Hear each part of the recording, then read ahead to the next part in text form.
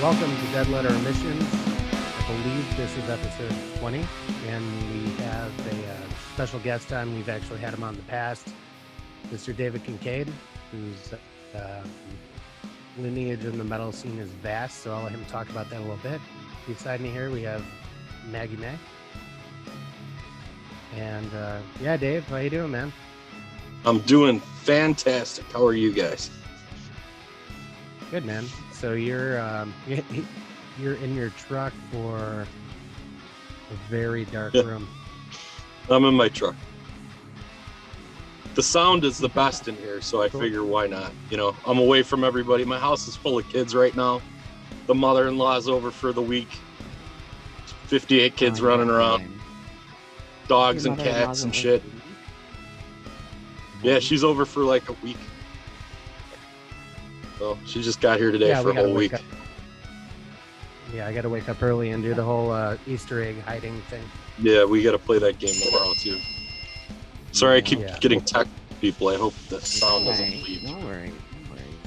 Oh, it's cool, man. Yeah, we have my daughter, you know, that's at the age where she's still into it, but, you know, I got two teenage boys, so they just want money. So if I throw them at 20 or 30 bucks, that's kind of what Easter consists of.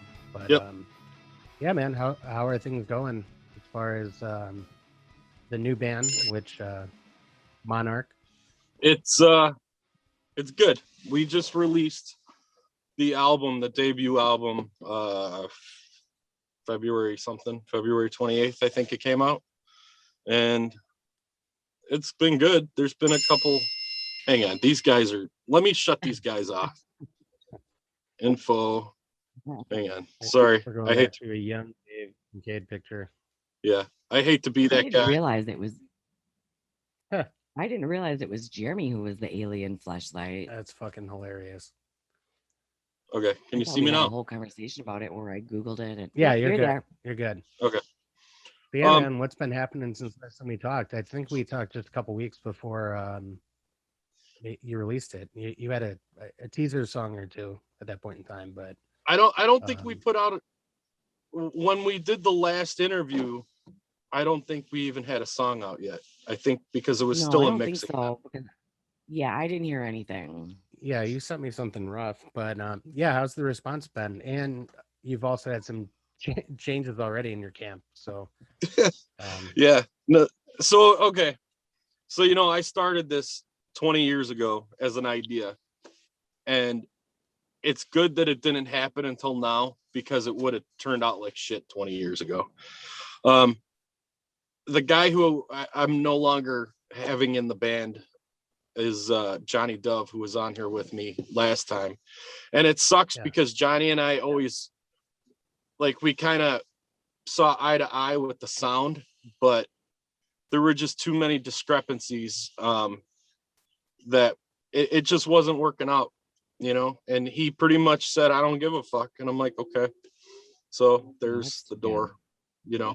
Yeah, and it sucks because, I mean,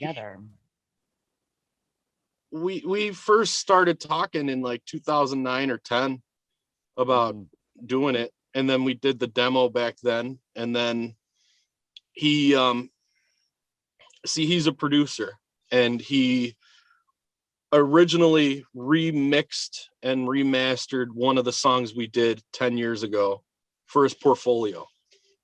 And when I heard it, I was like, we should really do these songs justice the right way and re-record everything, you know, because I still had a couple things floating around in my head that I wanted to get out musically. So that's what we did. We went in the studio, which is his house, and I wrote a couple new songs, and he contributed an incredible instrumental that's like the outro of the song, or outro of the album, and everything was great. And then I just started noticing little personal things between me and him where we started like butting heads really hard, and it sucks because I really wish like things could have worked out with him, but bummer. I'm sorry. Yeah, you know, I mean, it was hard for me because, like, you know, I would go to him with something, and he was kind of my portal to the sound, the guitars. Like I would hum something to him and he'd play them, and it sucked. But the fact of the matter is, it's like I had too many discrepancies with things he was doing, and just production things on the record that I'm not happy with. And so that happened. But I added my buddy Steve, who I came up with the idea for this with 20 years ago, and we met each other when we were kids in high school. He came to the band as a bass player, and it's good because I want people involved who have sort of like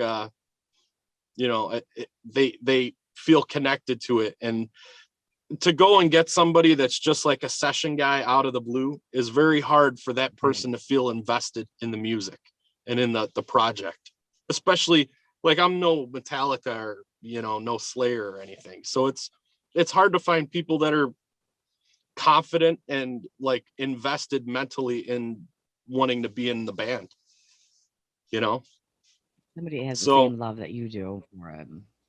yeah, I mean, and I don't expect some, like, I live and breathe this shit, like every day I wake up, and it's almost like work is I just kind of go through the motions. But this is my thing. Like I'm always, if I'm not thinking of riffs or lyrics or something, I'm doing something else for this, So we have a lot of things on the plate that are coming up here soon that I'm excited for. We're there's a guy, Alex Zarek, who's a director. I don't know if you're familiar with him. He does a lot of he doesn't do very much heavy metal, but he's a phenomenal cinematographer, I guess you want to call it. We're doing 2 music videos. They were supposed to be next week, but Pearl Drums they made me a Masterworks kit, which is like the Bentley of drum sets. Awesome. Nice. Yeah, and it is. It was supposed to be here in January. Well, it's not here yet, so we had to push it off to the weekend of May 8th. But we're gonna do 2 music videos for 2 of the songs, a heavy song and then like a ballad song video. But yeah, just a lot of things that I'm trying to get done with it. It's hard running a band from scratch. Especially now. It's hard. This is hard shit. Yeah, well, when we talked last time, it's it was a big comeback for you, and you had issues with your back. You took a lot of time off, for family, essentially. You exposed yourself to a completely new career. So when you made the decision to do this, you were gung ho, and you had that passion back, or that excitability.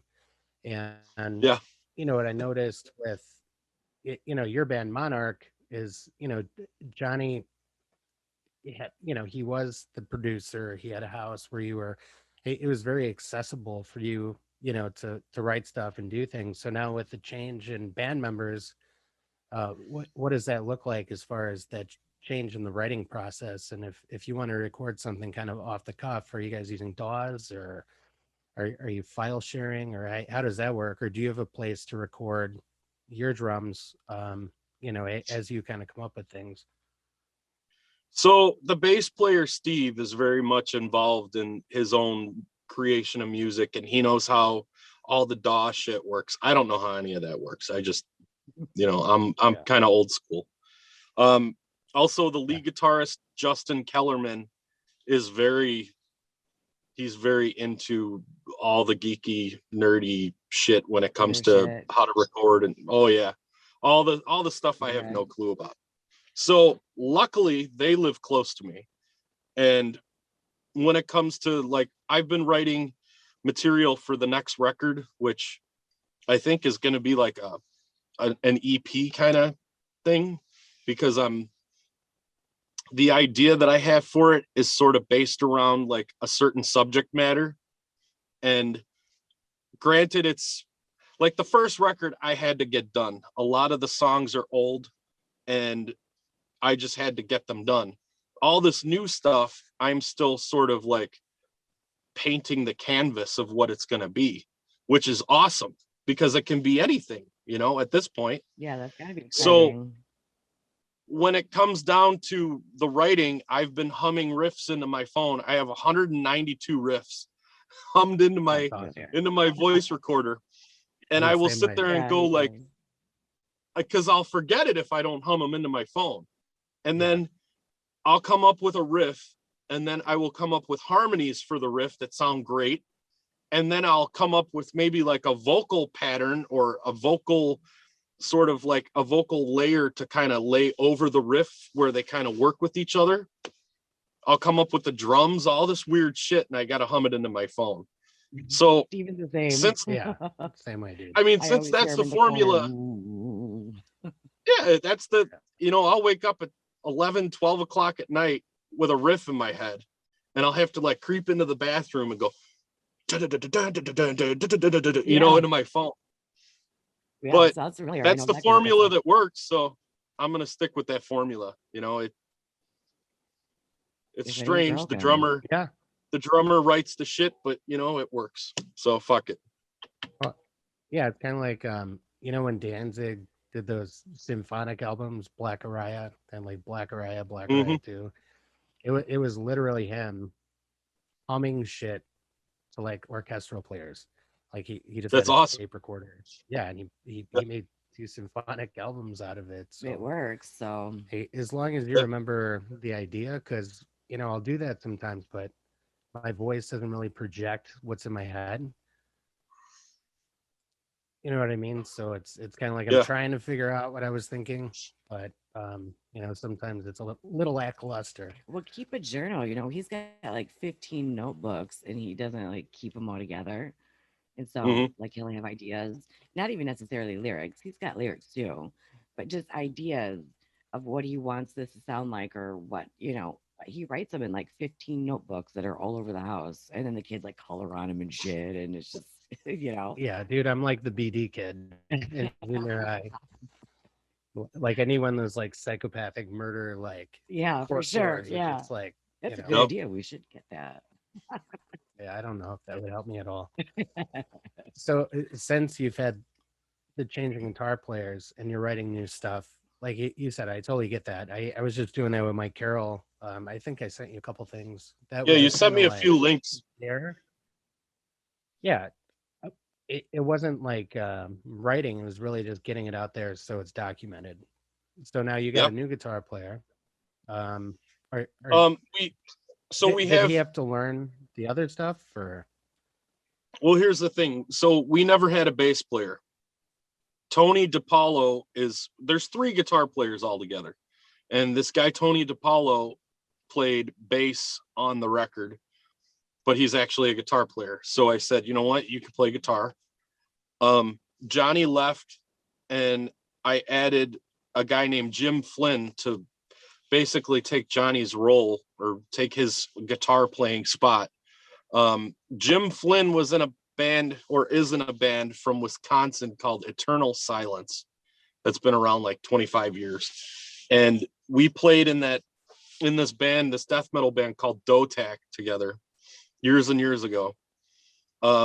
Jim's just a good dude, a great guitar player, and he wants to do something with people that he enjoys. So he lives in South Carolina and he's dedicated to coming up here when he has to. And, That's awesome. I'm good with it. Yeah. It's not like Yeah, I need that's everybody to incredible. live close. We hold Zoom meetings and all that shit. And Right.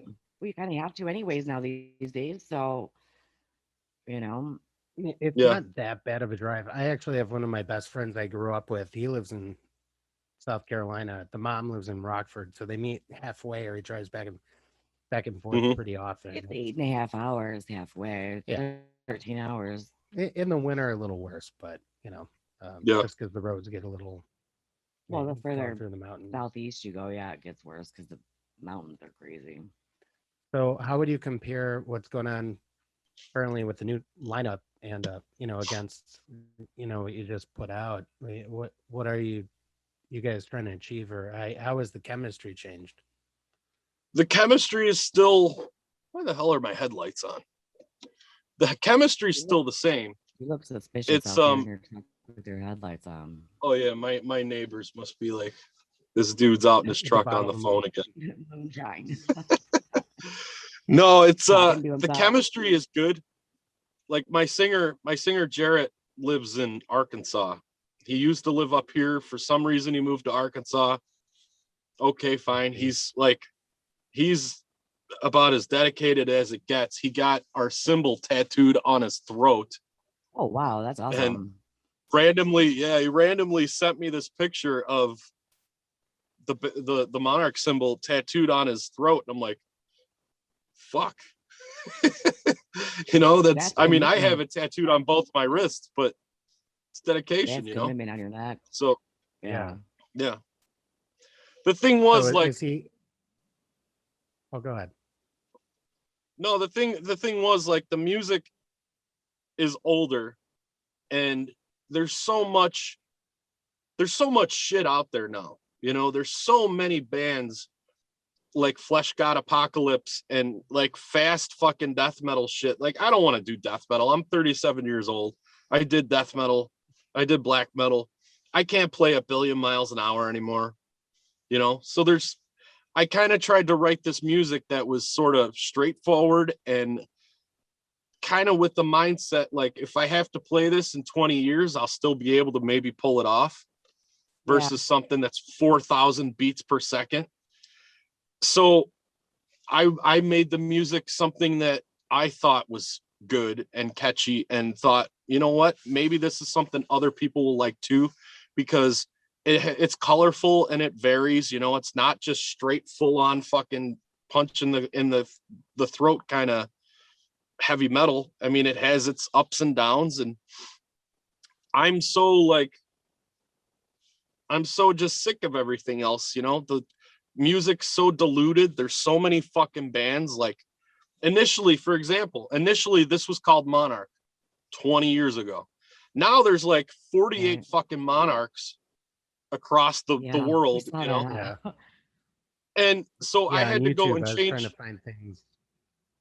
I had to change the name to the Monarch. I was wondering how you hooked that, because I was like, man, he was telling me that there was all these Monarchs, and I'm like, well, how's that gonna work? Somebody's gonna come after you and sue you or something. Well, and that's the thing. I looked into your YouTube page. So if anybody wants to see a very quick, even if it's labeled Monarch, just look up Dave Kinkade or David Kinkade on YouTube, and it'll bring it to your channel. Yeah, it sucks. It's just, so I figured the would be silent. And if this does what, I eventually hope it will do, as far as the world opens back up and we can tour with it and start to really bring it to people rather than me pushing it on fucking Facebook, then maybe perhaps one day the will cease to exist, But because this was 20 years ago, wasn't it? Yeah, I came up with it 20 years ago. So you guys have Monarch kind of already, and now there's all these new bands called Monarch. So you could it doesn't matter. Say you were the originator. But it's like, and I think why it's like the Canadian Metallica is right, or Slaughter. I didn't you know that there was a Canadian Slaughter, and then you had I had no idea that was a thing. The shittier U.S. Slaughter. I had no idea. But Slaughter. Yeah, well, after you came on the show, I think it was like a week and a half after, you started seeing things from like the bigger, YouTube music blogs, Metal Injection, Metal Sucks, that kind of stuff, that you had a new thing going. Because you have that lineage. For our viewers that maybe, hadn't seen that episode, can you kind of go through some of the bands you've been in or have toured with? From the beginning, like officially, it was Divine Empire, Malevolent Creation. I jammed with Vital Remains in like 2002 for a bit, but I wasn't good enough, so that didn't fucking happen. But that was right after that The Christianized album came out, and I was basically love that like album. the first. Yeah, I mean, it's a great album. You know, I can't listen to the whole thing like I used to because it's just fuck. But the song You know? Decrease Nice. But that was the guitar player was also the drummer, right? In that band? Yeah, Dave Like, Suzuki. Yeah, He has yeah. a new band. He has a new band called Church Burn, and it's like this black metal-y thrashy kind of thing. He's the guitar player in it. Really good shit. That sounds Real menacing, like too. underground Yeah, that sounding. guy's insane. Yeah. Absolutely insane. Who else did I played with? Council of the Fallen, they became a band called Order of Ennead, and then everybody in the band is basically in Deicide now. So Right. I don't think either one. Then what the hell did I do? Then I toured with Arsis for like a year. Then I joined. No, then first I joined Borknagar. Yeah, I joined Borknagar, and then I joined Arsis, or it might have been like vice versa. I don't know. It was around the same time. I was in Borknagar for like 4 years. So what? 2 albums. Wow. And then I joined Soulfly, and I recorded an album with them like a week or 2 after I was hired. And I was in that for like a year and a half before quitting because my back was fucked up and because I was just sick of touring all the time. And, you know, kind of made a mistake. I shouldn't have stopped playing drums for as long as I did because getting back to that level sucks. Yeah. That's pretty impressive. I mean, at 37, that's a pretty good repertoire, you know. You've got a lot going on for being just 37. Well, I mean, he's not even done with oh shit, I interrupted No. you. Oh no, Carry I mean that's the end of the list that people would give a shit about. You know, it's there's so many other bands you've toured with, you know. We want to hear about all of them. You've toured with some really big bands. I mean. Oh yeah, I've toured with some incredibly. Yeah, I remember like standing on sides of stages and like I'd look to my side and here's like fucking Zakk Wylde and Lars Ulrich, and I'm like, where the fuck am I? I met Gene Simmons on the side of a stage one time. I was playing. Incredible. Yeah, I was playing a Soulfly show, and I looked over, and Dave Lombardo standing there watching me play, and I'm like, oh fuck, you know, childhood hero drummer. That's awesome. But it's you're getting starstruck while trying to play. Oh, dude, that's the worst, especially if it's a loaner kit that I'm playing on and it's not my drum set. Yeah, you're like, yeah. But no, I mean, I've had a good run. You know, it sucks because I've gotten older and I've had some health issues over the years. Like I said, I had my gallbladder out for one, which sucked. Then I had back surgery because I fucked my back up, and that was how did you fuck your scary. back up? I lived in Amsterdam off and on for like 6 years, and I was on a bicycle because everybody there rides bicycles. And somebody walked out in front of me.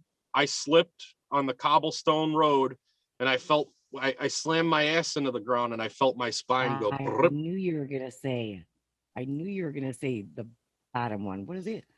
Your tailbone? I had a feeling you were gonna say tailbone.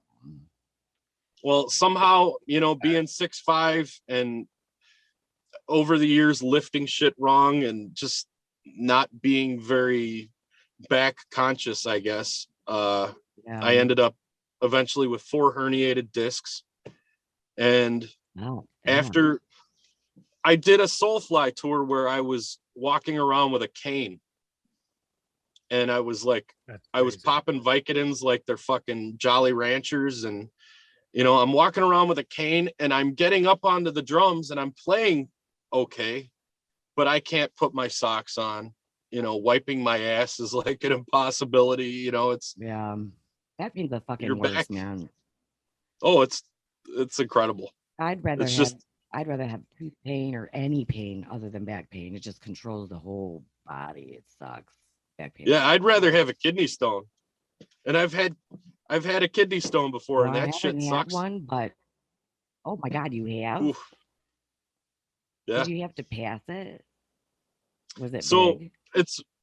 it's funny because I work on the railroad and I'm a locomotive engineer. I run trains. Yeah, you I still was do, dealing with, right? yeah, I still do it.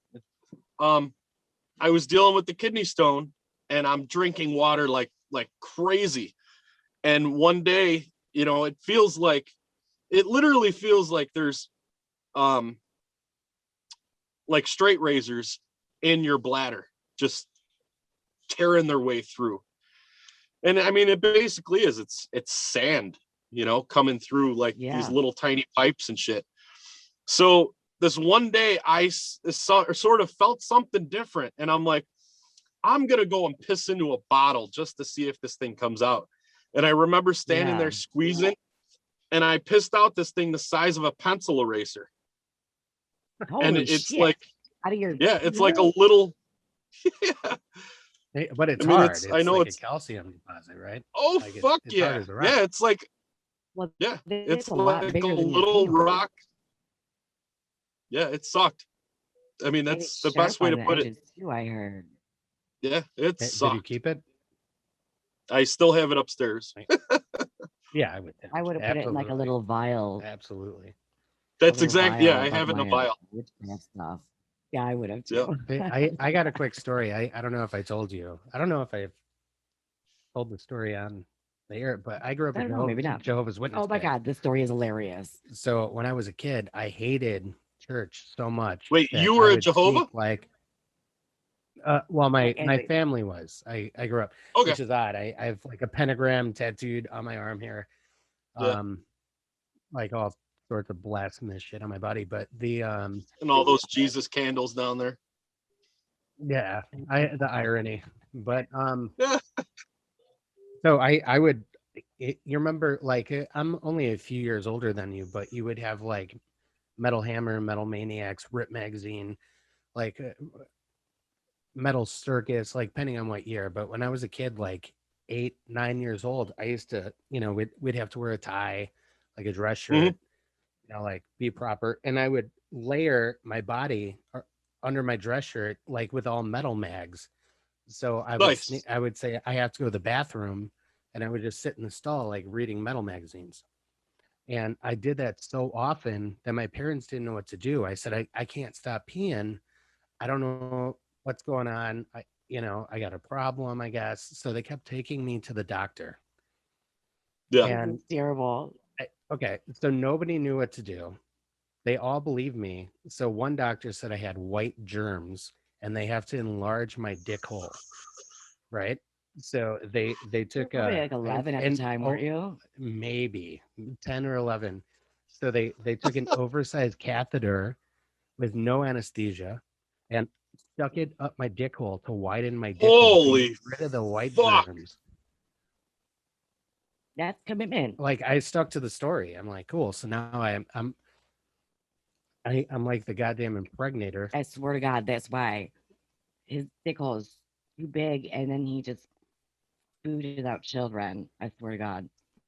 Dude, that's like, that whole getting a catheter thing is like up there on my list of fears, right with centipedes. I hate Oh, centipedes, I and like fucking hate centipedes too, yeah, Well, they're right sons of around the time bitches. that dude. right around the time you recorded, and I think I told you because I reached out to you on Facebook and you're nice enough to get back to me. Um, like right around the time you're in Soulfly and you released the World Scum album, like I was in the hospital forever because Wow. my intestines blew out.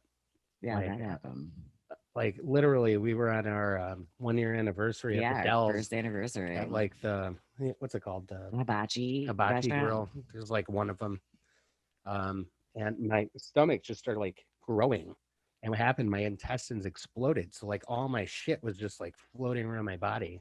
And he kept wanting to celebrate our anniversary, so he kept like trying to like get through. I thought I was constipated, so I was sticking suppositories up my ass, like whatever it took He's to just like trying make to. it happen. He was just trying to make me happy, so he kind of like underplayed what was going on with his body, Yeah, but and I he was kept going out to like bars and like Yeah, I bar couldn't drink hopping and anything. well, you kind of were. Yeah, I but probably was. It was Yeah, it crazy. was probably a thing. I have a Wow. terrible centipede. No, but after that, we got back home. I immediately Yeah, went to the emergency room. They induced a coma. It happened twice, like because they forgot part of my pancreas that was floating around, and appendix. appendix, whatever. I don't know. I don't Wow. even. So twice they've had to like cut me open, split the ribs, take all my guts out, hose them down, and put me back together. So I look like an autopsy. Like I'm just Holy all the way I know, up. but fuck. it's pretty hot. It's pretty hot. It looks like he got cut It's open like an yo, it's not hot autopsy. on the beach. Like it's not hot. I like it. I People are scare like, kids. what the fuck? Yeah. You don't scare kids. Nobody's looking that I'm closely. just I think glad it's you hot. didn't say Well, that centipedes came out of it. Oh yeah, that'd have been terrible. The worst.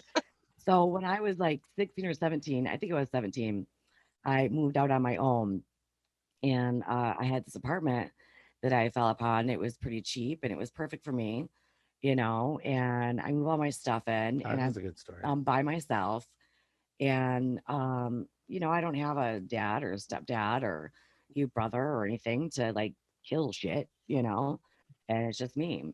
And I started seeing I used to paint all the time. And so I would just get a big ass canvas and put it on the floor with all my paint and stuff and just paint. Well, the centipedes in the house, they weren't afraid of me. Like it was their house, you know? And Yeah. I first started seeing one or two here and there. And then it was like the longer I lived there, after a couple of months, usually it's centipede people see you or whatever and run away and these fucking things, they just didn't give a shit. I would be painting and it would crawl like right up my paintbrush onto me. And then Mm. one night, I like half asleep and it was summer and I didn't have air conditioning and I kept feeling like a hair on my arm. You have a wife, so you know what having a piece of Yeah. hair stuck in your I mean, Yeah. I so always I think it's a opened my fucking eyes. centipede. Well, I fucking do now. But I wasn't really waking up. I just had a sheet on and my leg was out of the sheet. And I had my eyes closed and I would just run my hand up my leg to try to pull the hair off my skin. Yeah. And after like the fourth time, I was like, fuck it. I sat up and I had my light out in the hallway. And I sat up and I did it again. I took my nails in my hand and tried to pull this hair off of me. And I opened it up and it's the fucking biggest centipede I've ever seen in my life. Oh, Jesus Huge. Christ. Massive. I thought you were going to talk about the same place with the old creepy guy that would hide in the attic and spy on you. No, that was I left that What place the because of the fuck? fucking centipedes. Yeah, Yeah. So I thought that was the story you were going to tell. 'Cause well, that so one, on my way out because I had to move, she was a crackhead. It was crazy. My landlord was a crackhead. She lived upstairs from me. he would come in your house when you were gone and steal shit from her. Yeah, she stole money, and then like No shit. she would come down. I had 3 jobs. I was young, so I was just trying to pay my bills and stuff. And Yeah. I would come home in between jobs, and she would be in my bathroom, like doing her makeup, and she'd be like, "Oh, well, the carpet's blue and I had blue jeans on and I had I have a red shirt and you had a red shower curtain. So I thought it would be cute that happened That's all the not cute. time. That's not cute. Yeah, she was way older than me. She was always fucking doing her makeup in my bathroom and she was a That's crackhead, some dude. creepy shit. Yeah. She came down one night after my shift and she's like, hey, do you mind if I take a hit? Well, I just assumed she was talking about weed. And I'm like, yeah, fuck it, light Mhm. up. And she gets this big ass crack pipe and she's fucking rolling it. And I'm like, what the fuck is going on?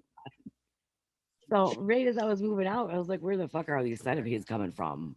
You know? Yeah. All right. Tell It's them all good. about the next. I will. So I'm moving out because she's a crackhead and she's fucking me. She like took a bunch of receipts from I had like a phone table, which she was always on when I wasn't home.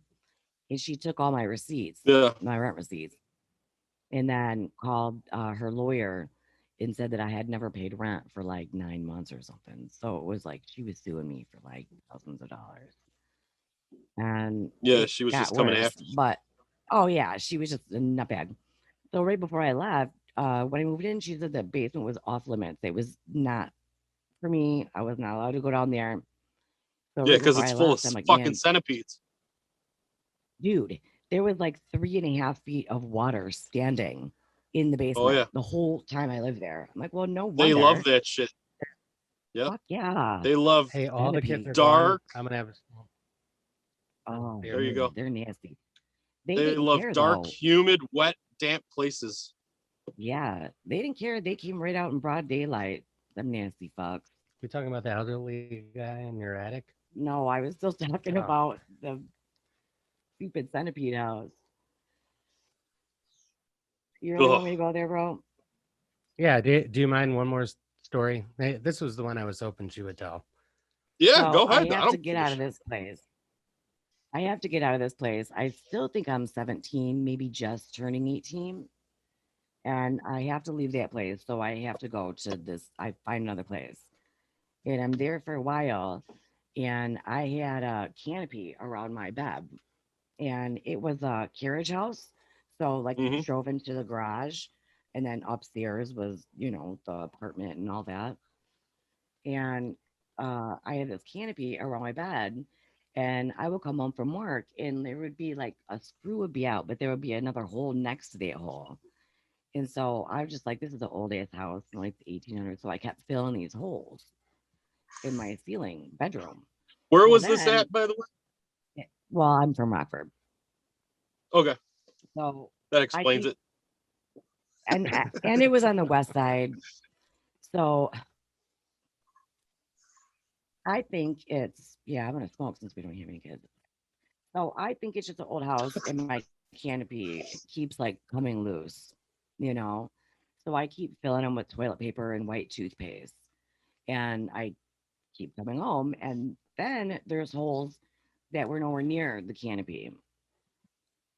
And so I'm filling them up and filling them up. And a whole bunch of other shit went down. But I'm like, I got to get the fuck out of here. I started Yeah. noticing I'm really particular about my shit. And so I started noticing like things were out of the laundry basket where they should have been in the laundry basket, like dirty laundry, you know? So now I'm like, I got to get the fuck out of here.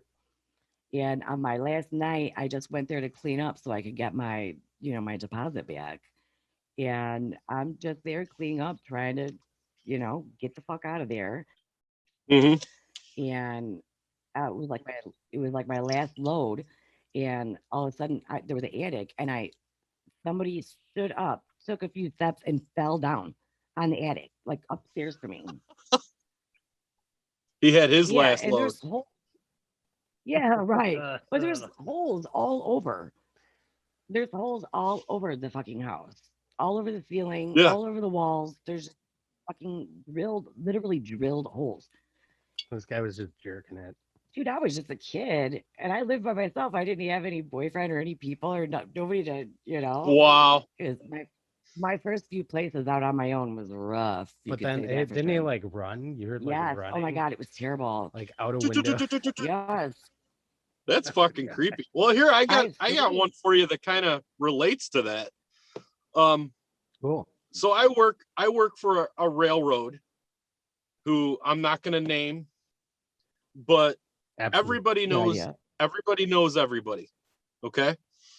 And there's this guy who is someone I thought was a decent person, and always got along with him. He's a former Marine, and I mean, I never served, but I'm I get along with those guys, and I like guns and stuff. So we always just mutually, we have kids and we're into the same Respect. kind of things.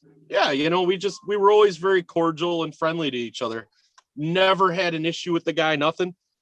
Earlier this week, I found out through a mutual, well, one of my friends and somebody that knows this person sent me a news link to this guy. He lives in Indiana, and he was arrested and charged with having been sexually abusive to a girl who is now 18 since she was 4 years old. Oh my God. So since she was 4, he was doing stuff to her. And then once it said that once she became like 12 or 13, he started forcing her into having sex with him.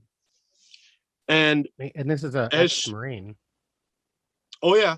And then after, I guess, as she got older, he started throwing her $50-$100 every time that he would rape her, basically. And through a little bit of digging through the grapevine and knowing people, I found out that it's his fucking stepdaughter. So, yeah. And that's just, I have a beautiful 8-year-old daughter. She's my world. Dang. Anybody ever fucked with her, I'd cut them in half. I don't, no questions asked. They would not be found. And to just think that this happen? Son of a, I said a week ago. Oh, is that what you posted that on Facebook today? I posted it. Yeah, I posted it today because it was festering in my mind, and I'm like, this fucking cocksucker, and it just that kind of shit pisses me off because I've always kind of looked at women as, I guess, something that need to be, women need to be protected. Especially little girls. We live in a sick, fucked up world, fucked up society. There's, you never know who you're walking by in the goddamn grocery store. You could be walking by murderers, child molesters. It's a fucked up world. And to think that I was friends with this piece of shit on Facebook, I post pictures of my daughter on Facebook, my wife. It's not setting with me well. No, and it just kind of imagine it would. It goes to show that you never know somebody. You never, no matter how you never know them. Yep. Nope. Hey, just a recommendation. They have an app for thatwatchdog.com. Oh, I've looked at it many a time. Yeah, it just kind of shows like I don't think it's called Watchdog though. It's like the official site, like do the FBI or something. Yeah, there's a couple of sites. If you know what it is, I've checked them out. Trust me, I have this neighborhood on fucking alert. Yeah, me too. It's funny that we go back to this conversation because I mentioned it to Stephen earlier, and my daughter has been at her grandma's house for like 6 days. She's 9. She's never gone for 6 days. I can't stand to have her gone that long, but it's a really safe neighborhood, and there's a lot of little kids in the neighborhood, and all the neighbors like sit outside. It's in like it's almost like a gated community. Yeah, it's like a subdivision. Yeah. And she could play. We don't live in a terrible neighborhood, but but the parents are all like out in the driveway. Yeah, everybody's like everyone's safe. scoping everybody. But that's the thing is that people don't really look out for their neighbors anymore. You know what I mean? No. Not to like seem like I'm a nosy neighbor, but if I see somebody's kids outside, I'm gonna watch them. Oh yeah, I mean, I just don't think that that's something that people don't do much anymore. They just want to mind their business. They don't want to get involved. But fuck, we need to go. It's back really to that sad concept of looking out for each other. It's really fucking sad to think like the childhood that I had. I was during the summer. I was gone at like 9 a.m. and I wouldn't come back until lunch, and then I'd woof the sandwich down, and then I'd be gone until basically usually an hour after the sun went down, because I was supposed to be home by sunset, but I'd always stretch it a bit, and nobody ever until the streetlights were on. That was our rule. Yeah, I mean, we did our things as kids. We did a lot of dumb shit, getting stung by bees and fucking God only knows. But there was nothing to really worry about back then.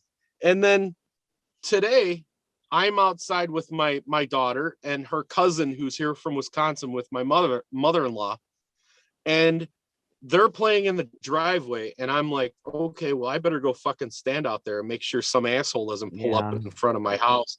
I mean, it's just like, it's second nature now not to take my eyes off of them. That's fucked up. It is fucked up. I do have a theory about this though.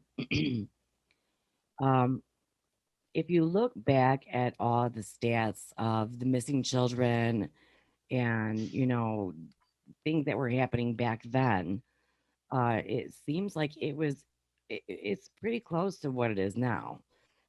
I think now it's just we have all this social media and everything is just Yeah, there's blasted so many out. Now we more. have these apps.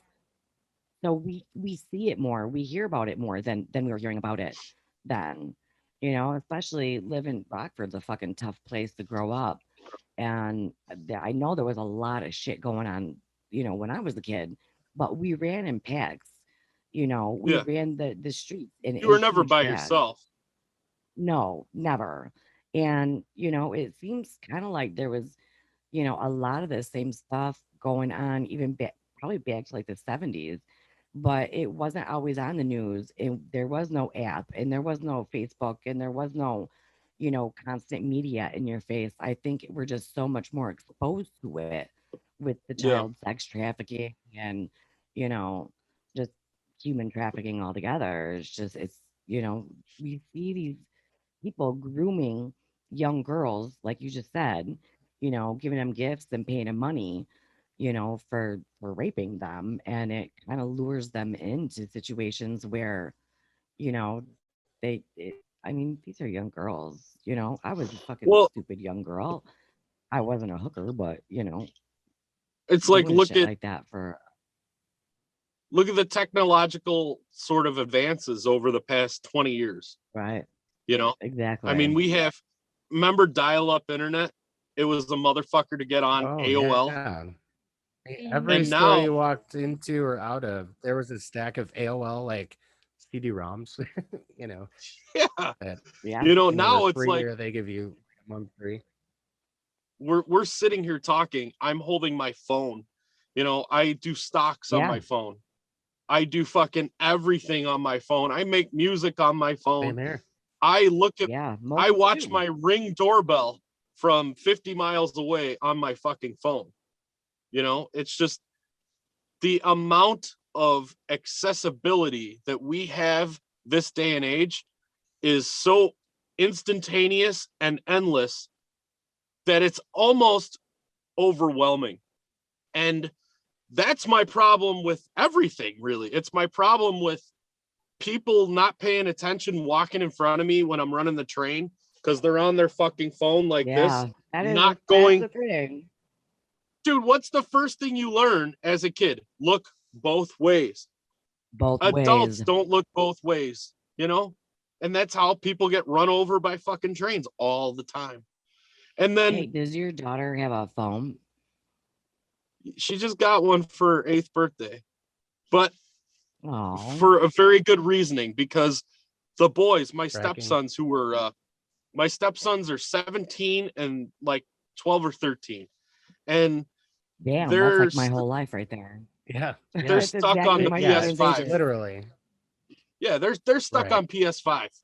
And Word. if They I sure the fuck are. call, or I don't even if know how their you mom got a calls, fucking PS5. it was hard. I didn't get it. Somebody got it for us, and I I just think you paid for the actually son of a got it bitch. on our last interview. I think you've had one for a few months, actually. No. We just got this thing like 2 weeks ago. Yeah, I was Oh I don't shit. remember Okay. talking about that. Okay. Oh yeah. No, trust me, that I tried to get the thing on the Walmart app for like days, and it was like, forget it. Yeah, they But Same just the here. Yeah. boys get stuck in their little world, and if I call them and want to check on things, they're not going to answer the phone. They're killing some kid in fucking Croatia, you know? right. So my little girl is always stealing my wife's phone, and I figured, fuck, I'll just get her own phone. She can play her little games, and if Yeah. I need to call her, guess what? It's already in her hand. So like 15 birds, one Yeah. Yeah. stone. And it's a sign of the Well, I was times. gonna Things are suggest that different. it is. My daughter's about to be actually 10 in about a month. And she wants a phone, and I probably should get her a phone, but she loves to play still. She likes to run. She's very sporty, and she likes to, be outside. And so I'm afraid she's got a tablet and stuff where she's in the house bored. Mhm. But I'm afraid if I give her a phone that she has in her hand, she's gonna sit down and she's gonna stop jumping on the trampoline and stop swimming in the pool and stop being sporty and running around and actually playing. But Verizon has this really cool thing. It's called Well, the I think all the carriers do now. is it? Well, they have a watch. It's like a gizmo watch, Yeah. and they don't advertise them because they don't want like freaks to know that they have this thing. It just looks like a watch. It's a low jack, but it pulls up the map exactly where they're at, and they can only call, depending on which one you get, like up to 8 people that the parent reprograms. And you can speak to text, and you could be up to like I don't know a lot of miles away. Like Well, anywhere in the globally, it's satellite yeah, driven. it So takes a couple minutes, and all you got to do is go on the app on your phone and say track my kid, and Mhm. put in their thing, and it it yeah, takes a couple minutes, there's and a then lot of stories of like there was one I remember distinctly where somebody kidnapped a girl, and the dad went outside, didn't see her, and located exactly as she was driving in the car, called the cops, and they within 10 minutes had her. yeah, it gives you the Oh exact shit. address. It will show you a Yeah, map of how she's moving and where they're going. yeah. I Wow. would suggest that because if somebody grabs your kid, they're gonna check Well, they're that gonna throw fucking the phone phone, out. Yeah, but they're gonna think that's just a watch. but I think for all carriers, they're $5 a month. Huh. You know, Yeah, That's not bad it's at all. worth it. Yeah, it's worth it. Considering what what I I do pay for think, this goddamn iPhone 12, $5 isn't shit. Oh my God, she has an iPhone 12. No, yeah, I I got have a an 10. iPhone I've 12. Oh, yeah, oh, you do. Yeah, I yeah. just I just had to I get it. don't. Yeah, well, I worked for the cellular industry and management and business sales for like 20 years, so it I don't really give a shit anymore. I've just stared at phones for half of my life, and now I'm Yeah. kind of over it. What I have noticed is that like I put some pressure on my boys, like go out, hang out with other kids, right? Because in my Mhm. head, I'm thinking like you were saying, everyone's out on their skateboards, on their Yeah, bikes, and like they're just missing out. And then I drive around, nobody's fucking out. No. Like nobody's not outside. necessarily. In our hood, there's a whole bunch of boys our kids' ages out No, on I skateboards. it's not like it was. Well, no, it's not like it was, but There's a few like there's a whole group of kids that are Dude, still out just there on their bikes and on their skateboards, vandalizing the here's a park simple bench one. at the park down the street. They're out there. Tree forts. When's the last time you saw a fucking tree fort? oh yeah. You know? I don't know. I remember I building I didn't. I built a tree fort with some friends when we were like, I don't know, 10, 12 years old. And we were up in that Yeah, fucker every day, upgrading it with all wood that the we time, found or stole from somebody's garage. all the Daddy long time. legs and Yeah. shit crawling all over us. And you know what? Like somebody would be like, oh, fuck yeah, I got a 50-foot rope. Now we can jump out of the motherfucker. And it's like, Yeah, kids these days don't know what that kind of fun is, you know? no, they They'll don't. never know. No, and or somebody stole a porno, like a magazine. Yeah. Well, Yeah. I didn't have You know what I that, mean? but Fuck yeah. So And you all got boners like sitting in your tree fort. You don't even know what. well, sit together with together. boners. Like, what are we Yeah.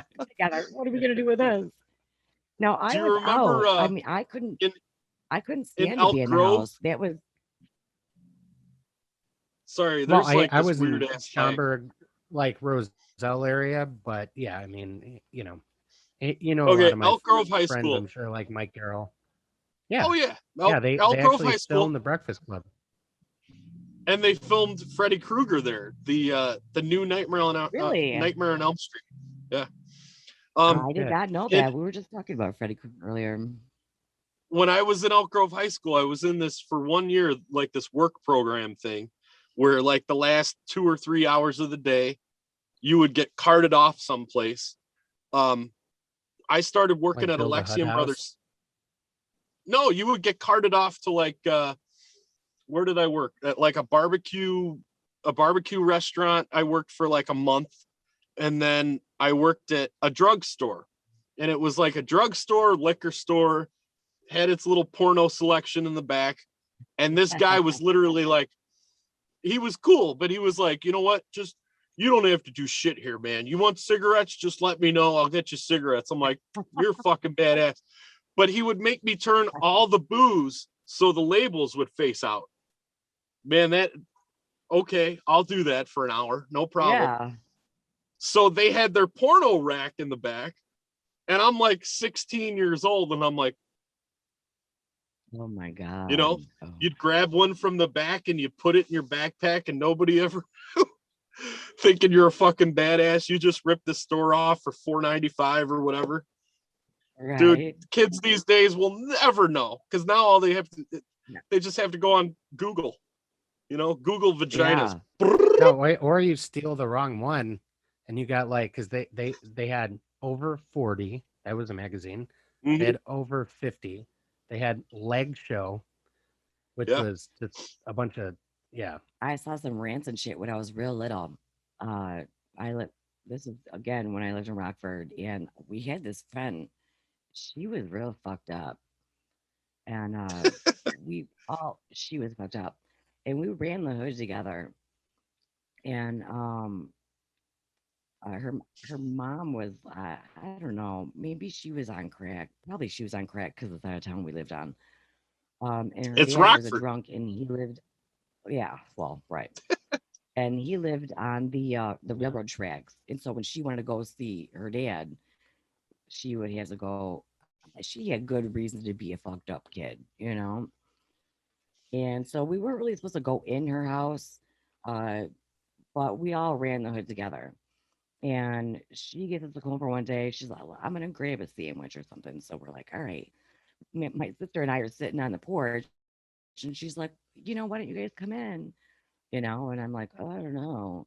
We walk in, the mom is fucked up, fucked up, and the mom's bedroom doors were like French doors, Mhm. and the French doors are wide open, and it's two naked chicks like passed out, entangled, and you could see just tits and ass and all this stuff. I think I was about 5 or 6, and I Wow. was just like, what the fuck?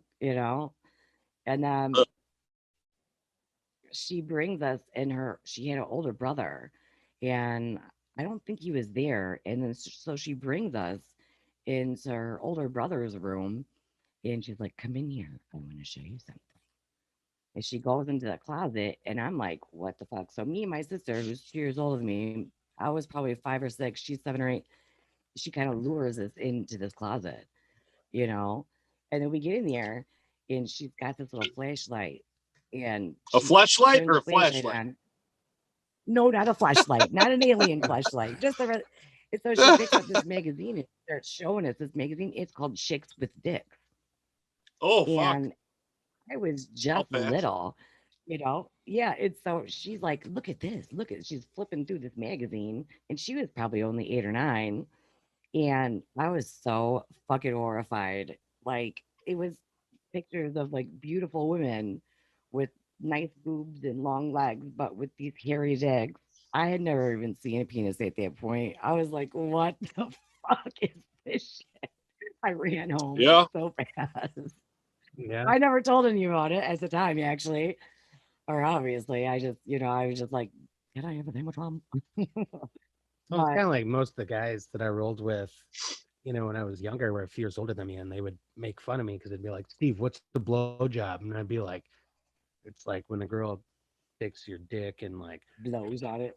you know, fucking blows on it, and Yeah. it makes you nuts." And Yeah, I ran the streets with my older sister and all her older friends that were, 2, 3, maybe 4 years older than me. So I was just little. And if my sister was going somewhere, my mom was like, you're taking your little sister. So I had to tag along, but oh man, I'll never forget Dude, that Chicks with Dick shit. Fucked up. I was in junior high, and I'll never forget this. I'm in junior high. I didn't know what the CUNT word was. Okay. Yeah. Never heard it, never used it, just didn't know. And I don't know if I did I at that was age either. just a gullible little kid, And so I learned what the word was, but I didn't learn what it meant or that it was like a really bad word. And these assholes that I still know were like, yeah, you know, that teacher's a real cunt. And I'm like, okay. And they're like, you know what, Dave, you should tell her that she's a cunt. And I'll be like, Oh my God. what's it mean? And they're like, you know, it just means that you're not being very nice. And I'll never forget, I was in 7th grade and I told the teacher that she was being a cunt. And it's Yeah, just, how'd that go it's over? it's the worst word you can say, basically, you know, as far as derogatory, the swear words Towards go. female. And I said it in front of a room of like 30 kids, and half of them are girls, and I called the teacher a cunt. And she, I'll never They all knew forget what it that, meant man. at that age. I didn't know. You know, I was still playing with Legos and drums at 12 years Yeah, old, I was a 13, late whatever bloomer it was. too. I was a kid till I was about 12 and a half or 13. I was still a kid. Yeah, I mean, I played drums and I listened to Metallica, and then I'd play with Legos still. You know, I was an only kid. Yeah. I mean, fuck, you get bored. You can only watch so much Beavis and Butthead. You know, so fuck them. Yeah, well, when I was 12, that was the first time because, you know, I had the Jehovah's Witness parents, and I was always hiding, like, you know, Merciful Fate albums and shit under my mattress. But I got busted with, you know, pot because I decided to go to an older person party. They're like 16, 17, 18. And I just stayed there the whole night. I came back like a day and I just stunk like weed. I had weed on me. Staring So at the sun. so they my parents grounded me for an entire summer, 8th grade. Wow. And honestly, that was when I got good at guitar. You know, it Yeah. was all I could do. I had a guitar and my dad gave me a stack of vinyls and, you know, Zeppelin, Sabbath, all that stuff. And just, you know, I had nothing else You're to in do. trouble. There You're was going to no go in internet. that room and play that guitar. Yeah, Yeah. it worked for him. But you know what's crazy is that my kids are, 13 and 16, my older ones, and they're really good kids. They're like really good at school. Like they don't skip school. It's like important to them. Um, they don't. Well, our 16-year-old is in all the They're both on honor roll. college credit classes. So he's like, Yeah. It's so funny though. At that age, for me, I was sneaking out. I was, Oh, smoking fuck pot yeah. on weekends. I was running the streets. yeah. I was You're- out, and here my kids are like, "Good night, mom. I'm going to bed." It's like 9:30, and like Yeah. they actually do go to bed. It's so crazy. I guess generation Well, gap you there you, is you just rebel against what your parents are, you know, Yeah. Yeah. or what they did, you know. I mean, so you walk into our house, you got a bookshelf full of, you know, as soon as you walk in, super fucking weird witchcraft and books, Satanism. like an altar, like, you know, like everything's bananas. So it's kind of like they're rebelling against us. Yeah. They're And being good. if you walk, yeah, They're they're so being good. good. It's I mean, it's weird. not like we're like fucked up or anything, but No, I you know, wouldn't say we're fucked up. But it's crazy. When I was 13, I started partying. I think I took my first dose of acid when I was probably 12 and a half or 13. And then by the time I was 13 and a half, I was selling acid and had taken it a million times. By 16, whatever. But Man, I now I miss have a taking 16-year acid. old. Oh, man. Yeah, My but could you buddy, imagine I doing it miss now? taking, yeah, I could totally do it now. I miss doing acid with my buddy Twitch. And Twitch had the name Twitch for a reason. Yeah, I bet. do you like the more You know? organic version of that? Yeah. I prefer mushrooms if I'm gonna do that. But Me. the thing about Yep. tripping now, We'll talk later. the thing about tripping now is I guess it was always like that too when you're young. It has to only be in a certain environment and with certain people. Did you ever have like a trip where you were all with your like closest friends and you having a good trip and then somebody else came in that maybe wasn't tripping or that wasn't a part of your thing and it just fucks everything up? It's I've weird. I've had an incredible trip that turned completely fucked. And then I'm like, I can't ever do this again. And then Yeah. I waited 10 years to do shrooms again. And the only reason I did it was for fucking Pink Floyd. And you know what? That's a good goddamn reason to do I it. tripped at Pink Floyd. Did you see Pink Floyd? Really? Yeah, I've seen Pink Floyd 4 times. Pink Floyd. Or I like saw Roger Waters. I saw the Division Bell tour 3 times, and I saw Really? the final. I saw the You were Live young Aid. when that happened. Yeah, I was like, God, how old were you then? You're a fuck, year. it was 94. I was 11, 12. Wow. Yeah, that I sounds went- about right. And then I went to Live Aid in London for the final show just to see them play 4 fuck songs. That's incredible. Roger Wow. Waters, And Nick Mason, I Rick Wright, Dave Gilmour. I It actually was only saw that's incredible. I did not see them all together. I actually just saw Roger Waters on some birthday. I can't remember. I'm definitely Team Gilmore. when it comes Well, to- Roger Waters fuck is all fucking the way. amazing. I took the I don't whole know, week 'cause I off. haven't seen that. In 2016, I took the whole week off because Dave Gilmour played Chicago 3 nights. He played Monday, Wednesday, Friday. It would I have been remember at the that. United Center. It would have been at the United Center all 3 nights, but Maiden had the Wednesday night booked. So my wife and I went to the first show on Monday at United Center, 9th row. Those were not cheap. Nice. Then I went by myself like a weirdo to the Chicago Auditorium, which was absolutely fucking incredible because it was 2,000 people. It was intimate, and it was, Oh, that's small. oh my God, it was impeccable. And then the third night, the railroad that I worked for at the time has a box at the United Center. So I went with one of the superintendents, and we went and sat in the Nice. box.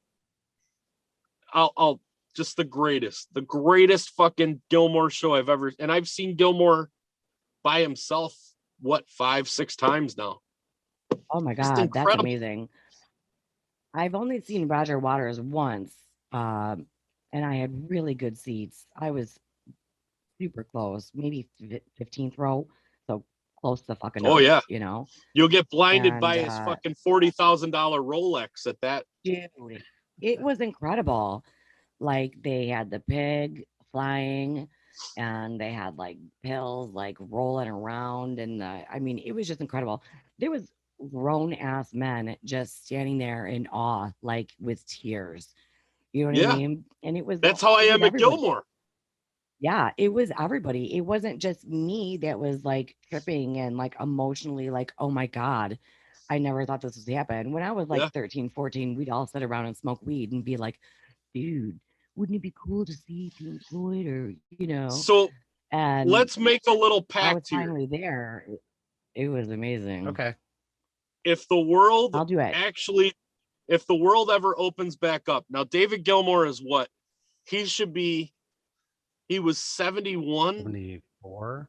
So he should be about 74, 75 by now. Okay. And he Yeah, doesn't he's like in the great tour. shape.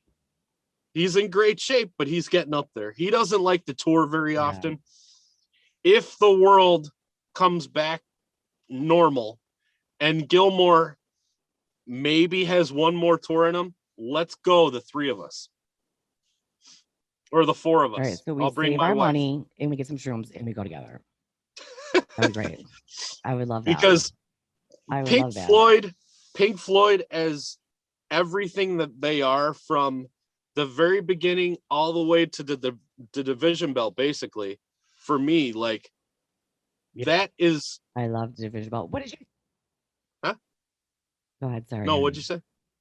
I think she's going to ask you, what do you think about the never-ending The river album? Oh, the Whatever. Endless River. I wasn't a big fan of it. Yeah. You know what? I It just- enjoyed the. There was no hooks. I waited. So I enjoyed. long. Yeah. I enjoyed the artwork, honestly. Yeah. Okay. You know, but I will I never waited, say I anything. think I'll never say anything bad about Pink Floyd. You know, Agreed. I did that not band, either. yeah, that band did everything for a reason, and everything post Roger Waters to me is fucking amazing. Like, there's a simple, like, okay, I'm so deep into the DNA of Pink Floyd, but when it comes down to the bare facts, that second solo in Comfortably Numb, especially on the Pulse album, the Pulse live album, Oh, when that second yes. solo hits in and he hits that pitch harmonic, for the past, 30 years that I've had that album, the hair on my arm still stands up. It still, yes, it still does that. There's Yeah. What is nothing it? that will ever top it. It's the greatest solo of all No, time. and that's the only problem with the like Waters concerts. Like the guitar is so important, like Yeah. in that band, like Gilmore. And actually, when she was pregnant with her daughter, we just had Pink Floyd radio playing the whole fucking ride. No, it was the Well, and we had the Animals is my favorite. no, but you remember there was that radio station that just played every Yeah. concert. We just had a Bluetooth speaker around her. We'd Well- like put it on her belly. Yeah, and when I had the baby, I kicked everybody out of the room and made everybody stay silent. I told the nurses and the doctors, nobody talk. And we played Just Animals. be quiet. And I kept Oh. quiet. I mean, I'm sure I grunted a little bit, but I stayed quiet. And that was the thing. And all I did was just play Animals on repeat until she was born. And then after she was born, it was crazy because we had gone through like 5 Animal CDs. Well, and we got that David Gilmour Blu-ray that we would just play over and over to where she would just go up to the TV and like Yeah. listen to it. And when she was a baby, Wow. if she would cry, if she would start crying, I would just put Animals on and she would instantly just shut up.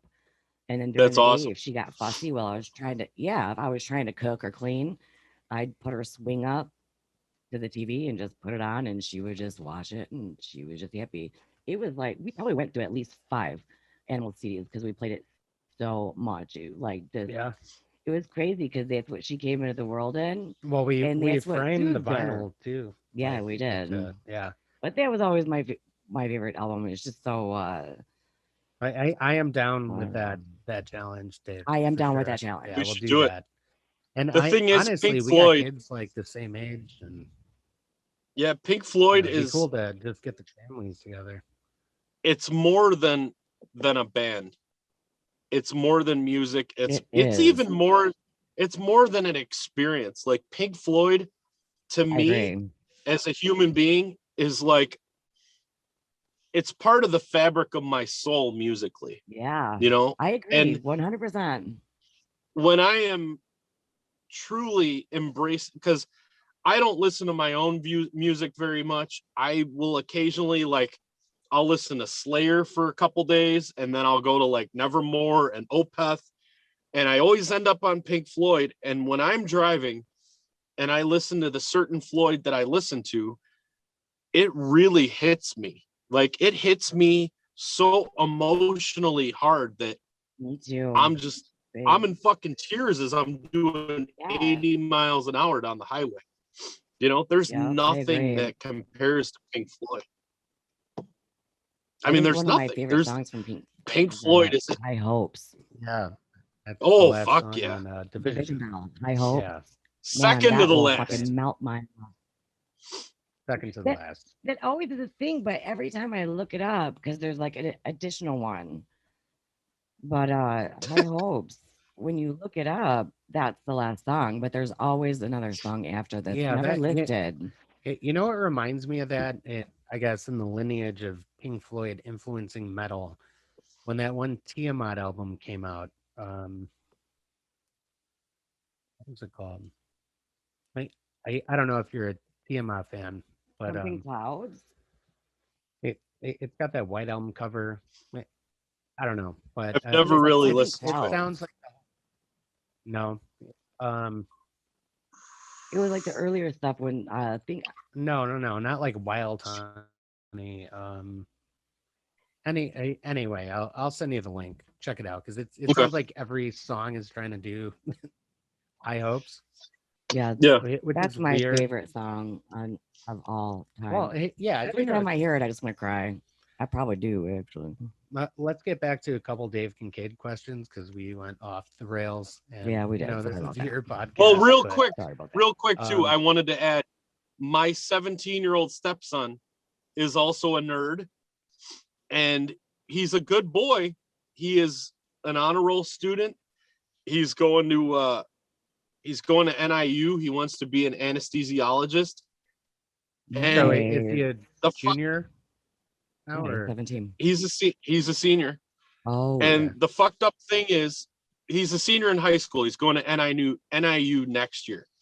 The fucked up thing is, we live on a street where there's multiple, and I don't want to sound like a pedophile, but there are pretty girls in his age range here, you know, and I'm sure he goes to school with them. He couldn't give a fuck less. He's 17. You know, when I was 17, that would have been all that's on my mind if I lived on this street. yeah. But, and he has his own room. We have a nice finished basement. He has his own room down there. He could easily get in and out if he wanted to through the window well. And you know what? Yeah. He No, just but they Doing the chooses same to, the thing. exact same fucking thing. yeah, Our kid it's is incredible. down In the there. He has a basement, huge well. window well, like it. He could easily get out. Never. Nope. And I think He'd that's rather twofold. he'd rather kill Croatian kids in Call of Duty and go to bed at 10:30. Okay. Yeah, mine too. Yeah. Mine too. I kind of think that he has a little bit to do. Well, I don't know how much school your kids have missed, but my kids have not been to school in actually a little bit over a year now. And, you know, it's that awkward age where he is supposed to be getting used to being around girls Yeah. and, you know, having those uncomfortable moments. And my kid has missed 14 months Oh yeah. of that time period where he should be at school, being around girls, talking to girls, getting used to the feeling of being around girls. But he's missed, you know, So 14 months of that Right? time. That time is vital.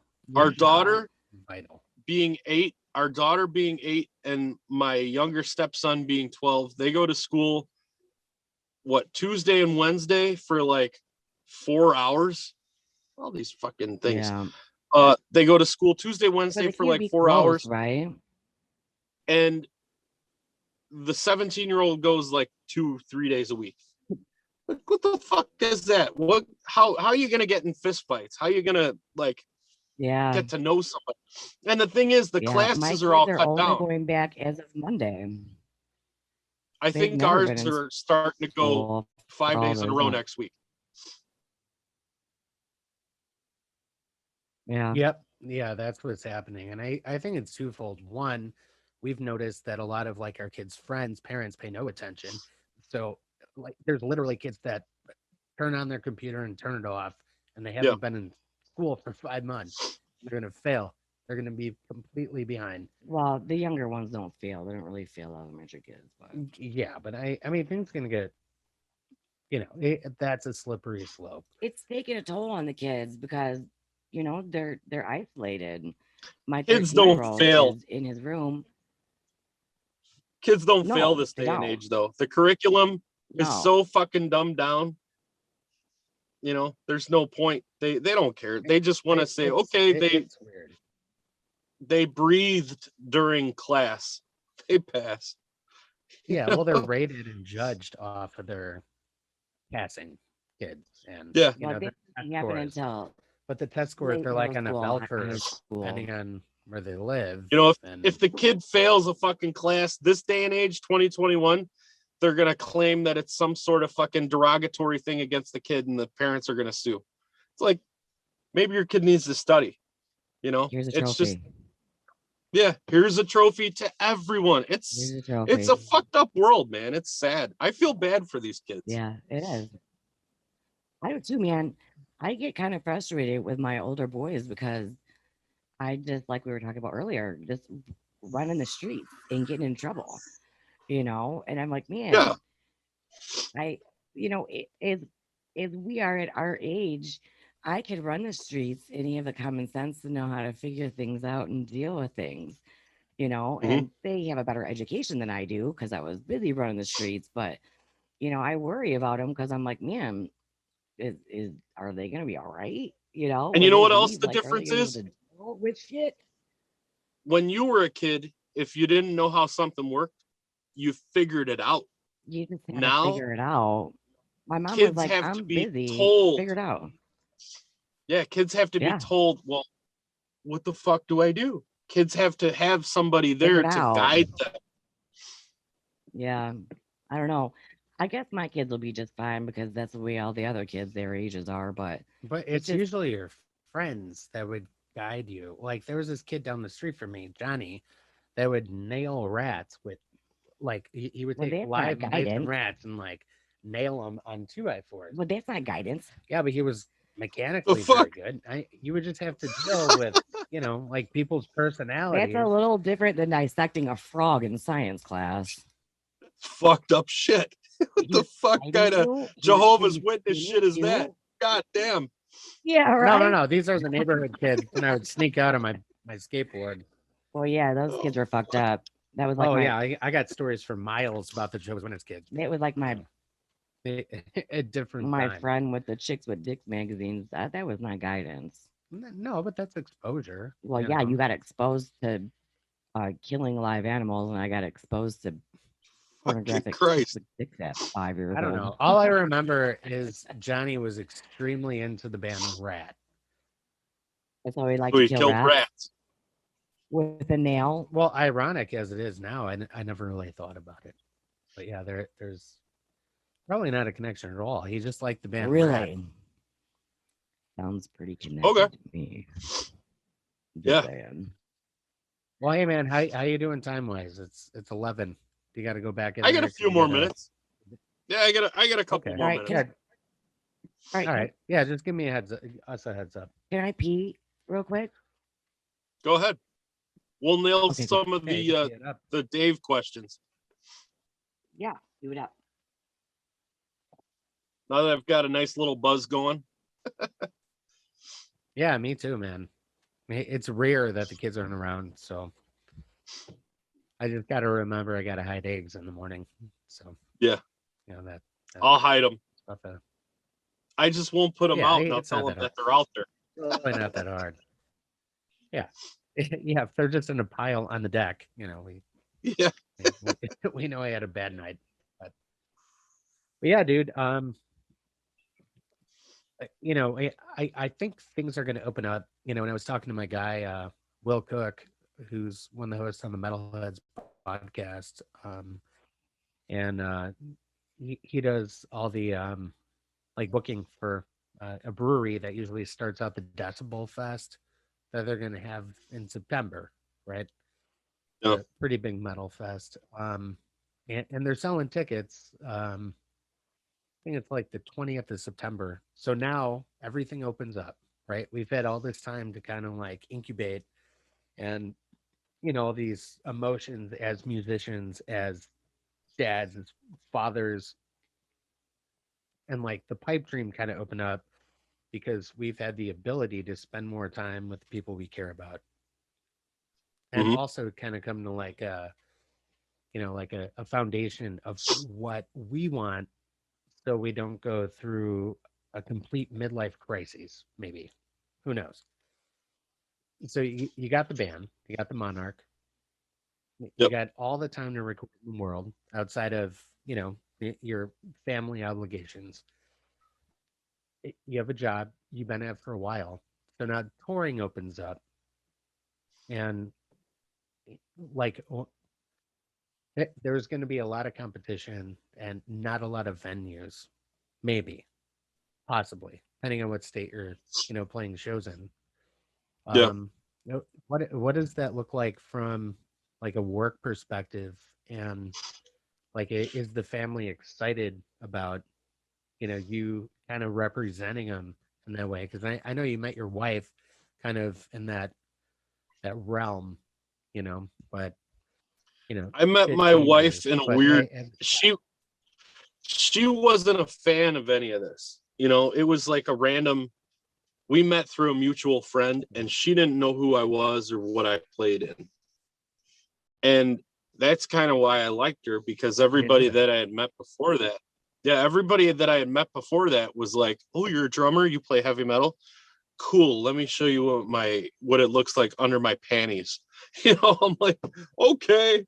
Right. It's just Oh, it you're the was like drummer of too easy. Soulfly. There you go. Here they Sure. are. It's just, but Yeah. to be completely honest, like, Here's what it I'm is. I'm older now, and I have a daughter, and I have a family, I have a mortgage, I have all this shit. But you know what? I have a band that I'm really proud of. And I have so much more shit to say musically. I have a producer that I really want to work with. His name is Zeus.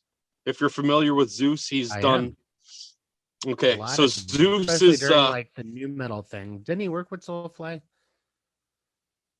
he did the Enslaved album that I was on. Zeus is a fucking phenomenal. He Okay. is the Andy Sneap of the United States. He is, in my eyes, Understood. he's the best producer for the job. He brings a fucking sound that cannot be topped. And I want to make my next album with Yeah, Zeus. where's his studio currently? I think he lives in like Is that out of state Massachusetts. or is he? Yeah, I think he's in Massachusetts. I haven't talked to him in a few months, but he So what would the recording look like? You guys all living in different states, you'd have to fly out. And everybody take 10 days, would 12 probably days. so if we record here, we'll send it to Zeus. But I want to And he'll master it. see, I don't know yet. What I would like to happen is I make these music videos. I can put together the proper EPK kind of thing. I've had some label interest. Nuclear Blast is so Monty Connor, who was the legendary A&R guy from Roadrunner. He's I the know guy who that that found is. Yes. Yeah, he found Slipknot, he found everybody. He's a friend of mine. Yeah. And Monty? Monty's a friend of mine. And when I released the first single, he reached out to me and he's like, I like this song a lot. And I think that since it's a new band, I can't necessarily go and sign you right away, but I want to offer you digital distribution through our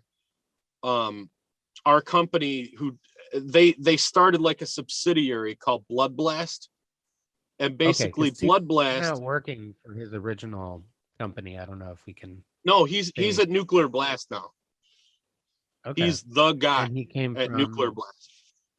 He came from Roadrunner. Yeah, he was a Roadrunner. Yeah, it was Metal Yeah, Blade. he's the guy. At that time. He discovered Slipknot, Fear Factory, Typo Negative, Sepultura, Machine Head. The guy, everybody at Roadrunner that was big, Monty discovered them. He was the guy, and for sure. Metal Blade is Brian Slagle. He discovered Metallica.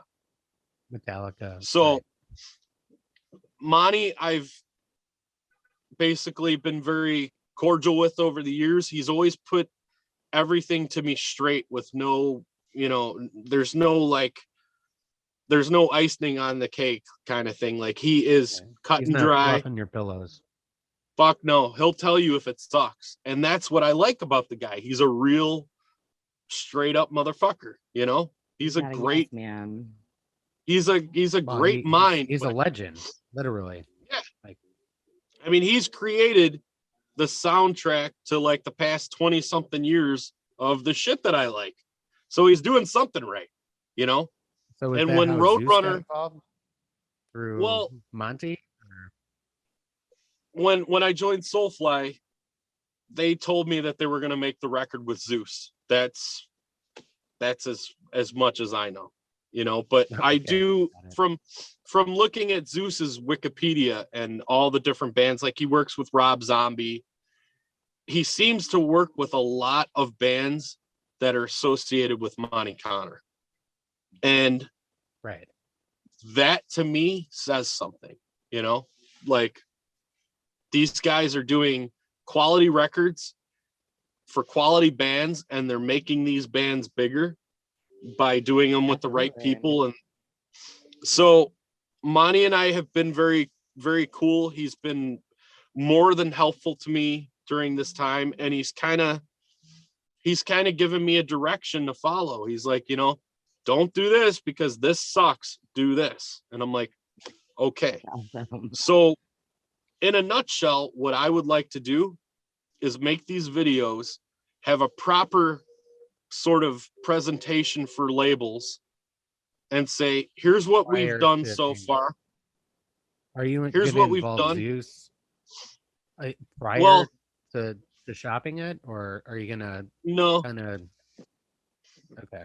Zeus is not something that I can necessarily afford on my own without a label. Right.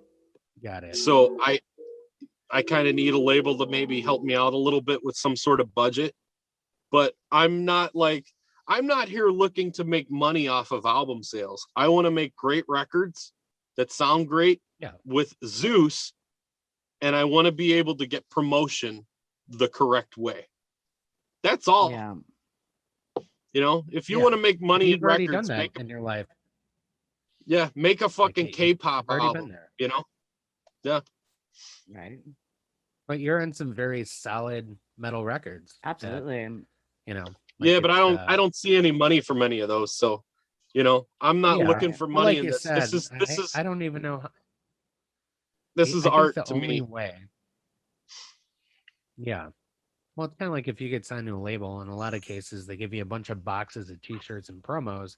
You tour, you make a little cut, and you know you make your money off of whatever you sell, pending what the cut is from the venue, which I know could go up to what 50%, depending on what It's all over the you know place. venue It you're depends playing. on the promoters and, you know, Live Nations and all these big name fucking corporations that Yeah. run this shit now. Right. You know, it's all above my pay grade. All I know is I want to be able to find somebody who says, okay, this band has the drive and the potential. Let's invest a little bit of money in them. Let's get them to make their record with Zeus. Zeus isn't going to cost me $1 million.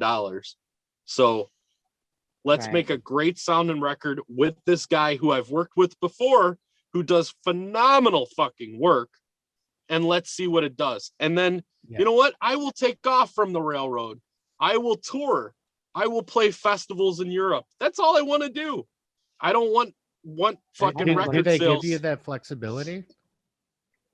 Oh yeah. Like, does your job give you the flexibility? Yeah. I mean, if That's I need to take, incredible. I would love to. if I go need to take a leave of festivals in absence, I'll take a leave of Europe. absence. You only live once, you know? Fuck it. Yeah. Yeah, I'm with You you. only live once. Yeah. What do I want to be, one of these I'd support crabby Steven old if he had to go on fucks? tour. No, I would totally support Steven if he had to go on tour. I'd be incredibly fucking jealous, but you know, that's what makes him happy. So if he got the opportunity to do it, I would say go, baby. You know, but Well, who knows, Dave? We I only would live be within so an hour jealous. of each other. You know, maybe we'll get together one day and write a song or something. But Well, that'd be here's the funny awesome. thing. So since I've been doing this again, randomly about 2.5 months ago, 3 months ago, no, it wasn't even that long. It was about 2 months ago. It was after my album came out. I got a message from somebody who is a friend of Mark Rizzo, who I was in Soulfly with, and he's making an album didn't you just with go Mark Rizzo. to see him? Mark Rizzo? Yeah. Right. Okay. Yeah, So you this posted guy, something on Facebook where there was some drunk guy that was next to you, like dancing like an idiot. yeah, that was one of my buddy's friends. He's actually a really funny guy. But he Let's we try went, it it on was the now. first show I've gone to since this COVID shit started. And I went to see my buddy Mark and support him because Rizzo is the guy in Soulfly who I got along with the best. You know, we had the best Oh, chemistry. he's phenomenal. He's a phenomenal He's- guitar player. He's the best guitar player I've ever played with. He is a I fucking believe it. god. And Yeah. basically Mark threw my name out to this guy who's making this death metal album. It's sort of like a thrashy sort of death metal. It has like an obituary sound. And the guy contacted me. He was very cool. And he's like, I want you to play drums on this. Mark Rizzo is going to produce it and play guitar. And I'm like, okay. So I'm being a part of a couple different things now, you know? And I mean, it's just, That's excellent.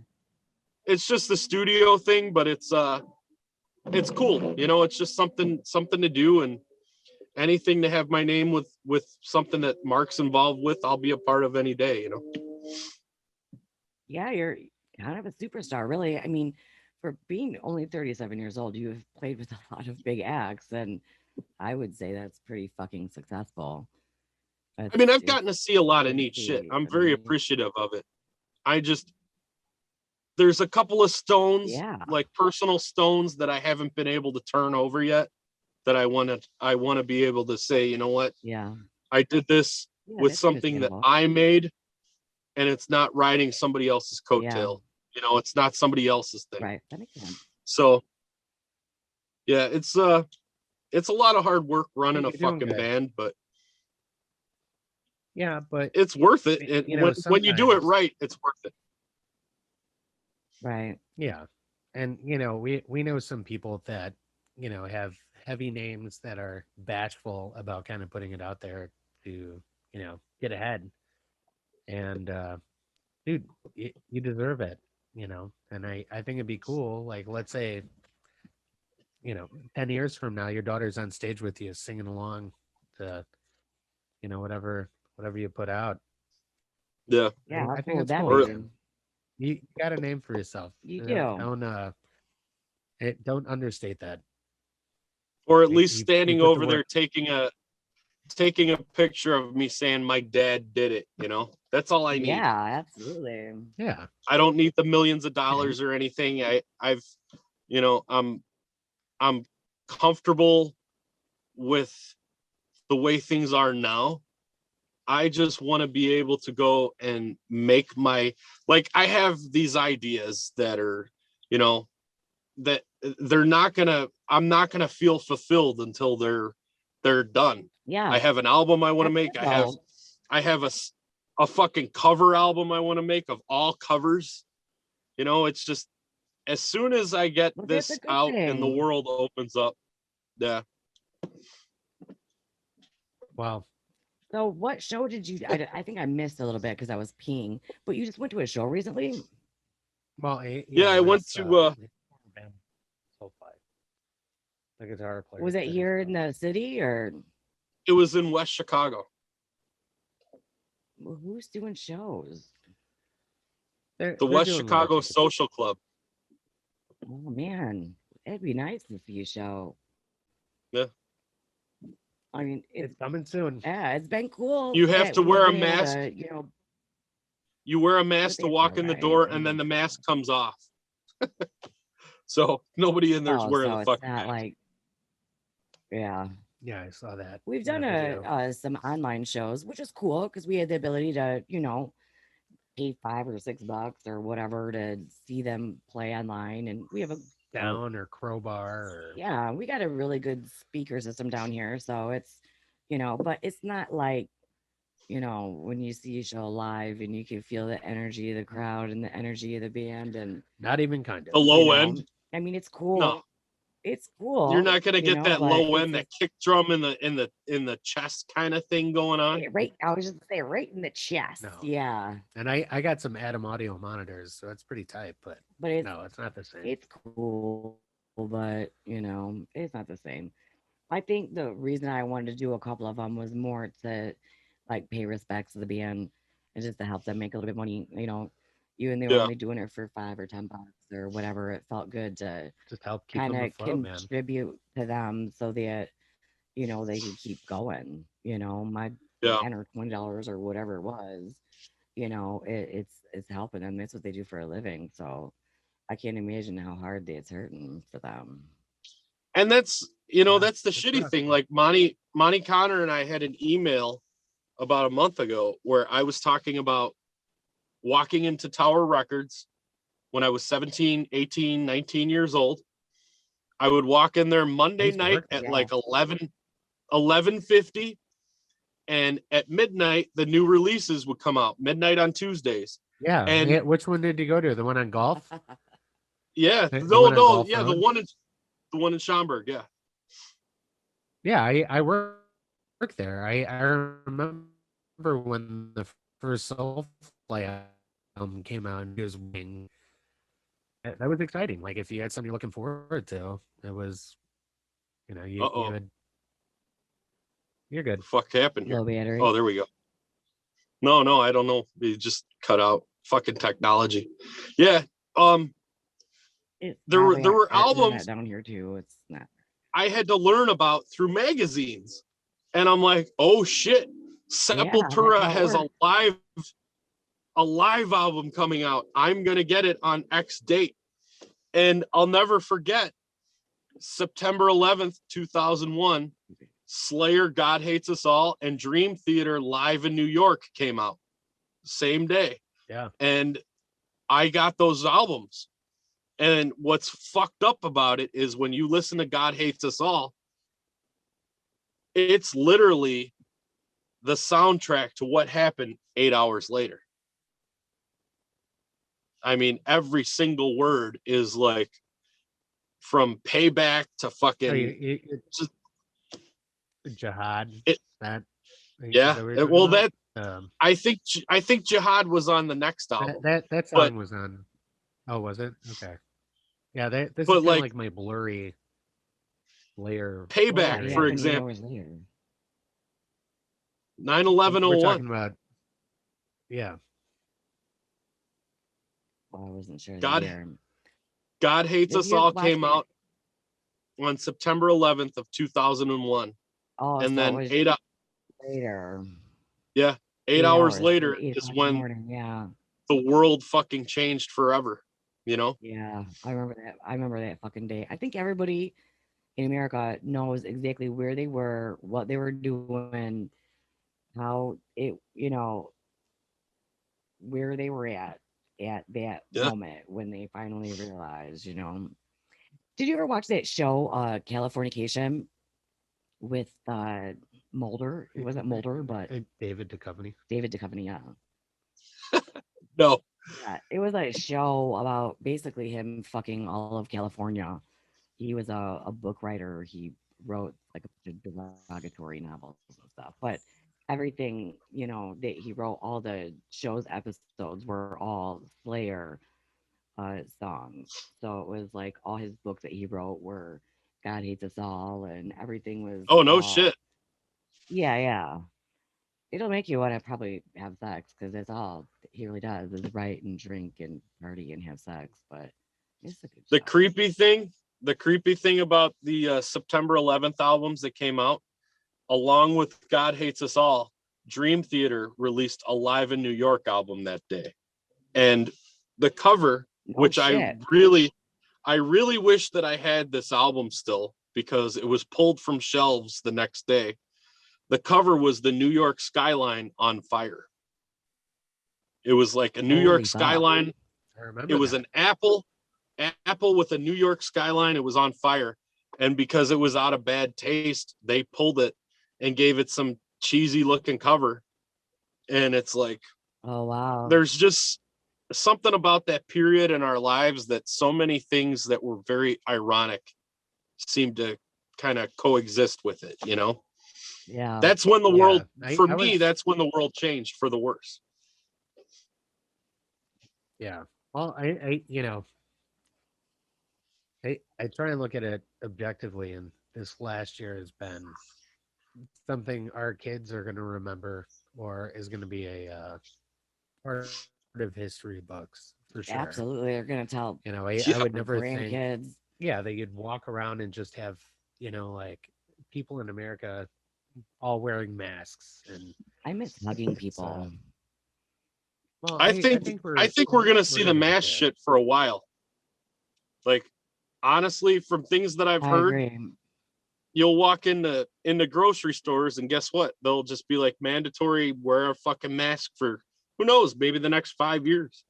I mean, you're just putting the fucking thing on, you're getting your shit, you're leaving. Yeah, I mean that's what I'm saying. Just fucking put it on. Shut the fuck up. It's like one of my best friends lives in Japan. We do a lot of video chatting, and we've done that for years. But he's been walking around. He lives in downtown Tokyo, and everybody wears masks, and they haven't shut down. But they've been wearing masks for Mhm. years over there. They But always been wearing everybody like masks. sanitizes, Years. puts masks on. They've always been wearing masks over there. Yeah, and they're nothing's changed They're except fine. they just have to follow certain guidelines. But I mean, the streets of Tokyo have been full of people the entire What was time. that like bird? And It was like bird flu or swine flu or some shit back in Oh, like swine flu. there was an 2004. area. I actually got the swine flu, and I was on my fucking deathbed. It took like 3 weeks, dude. I had to be Bro, quarantined. It was the Wow. worst. our neighbor got fucking I can't believe I'm alive. All COVID. this dick Actually, shit I'm we've had talking like about. a bunch of COVID Getting people your around us. intestines taken out, getting fucking swine flu, Oh having man, he's been Jehovah's through the fucking fucking ringer. widen your dick hole. Yeah. Jehovah's Witness, You're that's fucking. part of it too. Yeah. Yeah, oh, yeah. You need another Yeah, our cigarette. neighbor got COVID really bad. Yeah. Right? I Standing up think over I'm here. like yeah, I don't even know I'm alive. I have Our no idea. neighbor got it really bad, man. Darn. And we're pretty close with him. And he usually comes over like every couple Saturdays and we party. Yeah, but here's our street. Like here's us, and we got 5 blocks of nothing but retirement homes Nursing homes, man. across the street from us. So we just been seeing like it would be, once a month an ambulance and carrying out bodies like in a stretcher. It No, got to it's like 3 or 4 three, times a 4, day.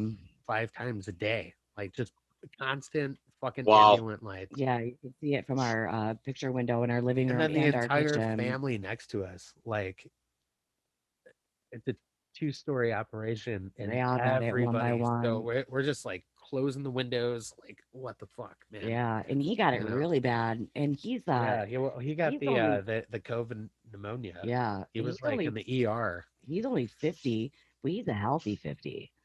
And he doesn't Well, smoke and he only drinks maybe a couple weekends out of the month. And he's he's a healthy guy. And yeah. his grandma lives upstairs. She got it, and she's like 85, and she has like 100 health problems, and she pulled through just fine. And then he got it, and I think he ended up being intubated, and he was in the Yeah, hospital, and it was crazy. yeah. I'm ready for all this shit to go away Yeah, it was for sure. crazy. It was killing me because he's our buddy, and I just want to take care of people. So all I wanted to do was just go over there and like feed him chicken soup and shit. I couldn't do anything about Hmm. it, you know. It was fucking killing me. No, yeah, he was like, Steve, can you pick my car up? I'm like, yo, no. Like you Yeah, were just in your car and you're in the ER in an incubator. I'm not doing that. yeah. He Like, wanted us to go drive his car back home. We're like, there's COVID in I'll there. help you pay the fees, but Yeah, no, we can't do it. There's no, COVID in man. there. Fucking COVID. I don't know, man. But Loving on ball. I miss hugging people. I miss being close to people and just, I like that shit. I'm a hugger. I like to, be close to people and talk. And it's just been a weird distance. I actually still to this day don't do FaceTime or any of that. I just don't like to really have my face on camera. I don't like to see myself, you well, know? what the fuck is this? But this is something I've had to get used to. I don't like it. And I spent an hour doing makeup just so I could stand to look at my fucking self. But it's weird, Just not having a I'm just sick personal of carrying interaction. around this goddamn mask. You know, Right? Yeah. I'll probably piss the whole world off. I've been carrying this mask around in my pocket since the thing started. Like Word, the I haven't same washed mine mask. either. Yeah, I haven't washed mine either. Yeah. It's always in my left pocket, and it's like, you know what? On it goes for the grocery store or the Yep. post office. Yeah, I know. It's probably really nasty. I probably should wash it, but Yeah, I put mine on. It smells like my own asshole. Like, I it's really fucking haven't washed it. gross. You know what's worse is that I'm a speed shopper. I don't like shopping. But I do the shopping for the house, Mhm. It has nothing to do with COVID. I don't like fucking shopping. So I know exactly what I'm gonna get. I know the stores from the back of my hand, the 2 or 3 I go Yeah. to, and I go in and I fucking speed shop. You know, it gets to the point where I'm at the register and I've got this mask over my face, and I'm like, I always have my hoodie on, and I usually have a hat on. And by the time I get up to the register, I'm just dying because I just ran through the store to get my 30 items because Can I fucking imagine the hate being in the reaction. store and I'm just like having a hard time breathing. Yep. It's just because I'm running. I probably shouldn't run. I've always heavily breathed when I was checking out at a grocery store. Yeah, well, that's hot. Everybody likes a person to come up to them and go, Yeah, I'm like the sexual asthmatic mouth breathing motherfucker. mouth breather. You guys Well, crack me up. Dude, Dave, anytime you want to come on, I appreciate it. absolutely. The last time we had it, it was good. We had a really good time. I like you being on the show. You're chill, you're relaxed, you're talkative. I enjoy that. Yeah, maybe next time we can meet some of the other guys in the band. Yeah. Anytime. Name a date. Let's get together. Yeah, we'll do We it. have I we have think a lot you're of things coming up. So maybe after these videos are done and we get those out and you guys see them, maybe we can do one of these with the other guys and talk about, that kind of stuff. Yeah, that would be And great. I'm and excited to see. centipedes. Oh, and I have more centipede stories, Don't even get but me I would love going to see about those videos. those. I'm excited. You made it very mysterious, so Here's I'm this really looking dude. forward. Here's this dude running down the street at what is this? 11:25 at night, and he's wearing boxers and nothing else. And he's got really? earplugs or he's Touche. got like he's got in-ears going on, listening to his fucking bop kind of shit. Yeah, Dude, I'd probably keep an eye on them. there's a kid that was running past. I sit in my kitchen all the time. I'm always in my kitchen, whether I'm cooking, washing dishes, or just sitting at my counter, but I'm always in the kitchen. I have a big window. So I'm always looking out, and we live on a real busy street. And so I'm always looking out. And a few months ago, I see this real tall, skinny white boy, white. I'm not just white, like glowing white. It might be the And same it's a Santa. motherfucker that just ran by me. I call him the running motherfucker because this dude is just so skinny and tall, but he wears these skivvies. They're like less than boxers. Like I don't know Oh, what it's you. where it has like the Yeah, like the running, so like silk. Yeah. Like but they'll be like bright pink, like a tie dye. oh, And this dude runs. I mean, he's a running motherfucker, and he always has a headset in. So the first few times I saw him, I was making fun of him. I like was I was getting the kids together. I'm like, look at this. It was winter, cold.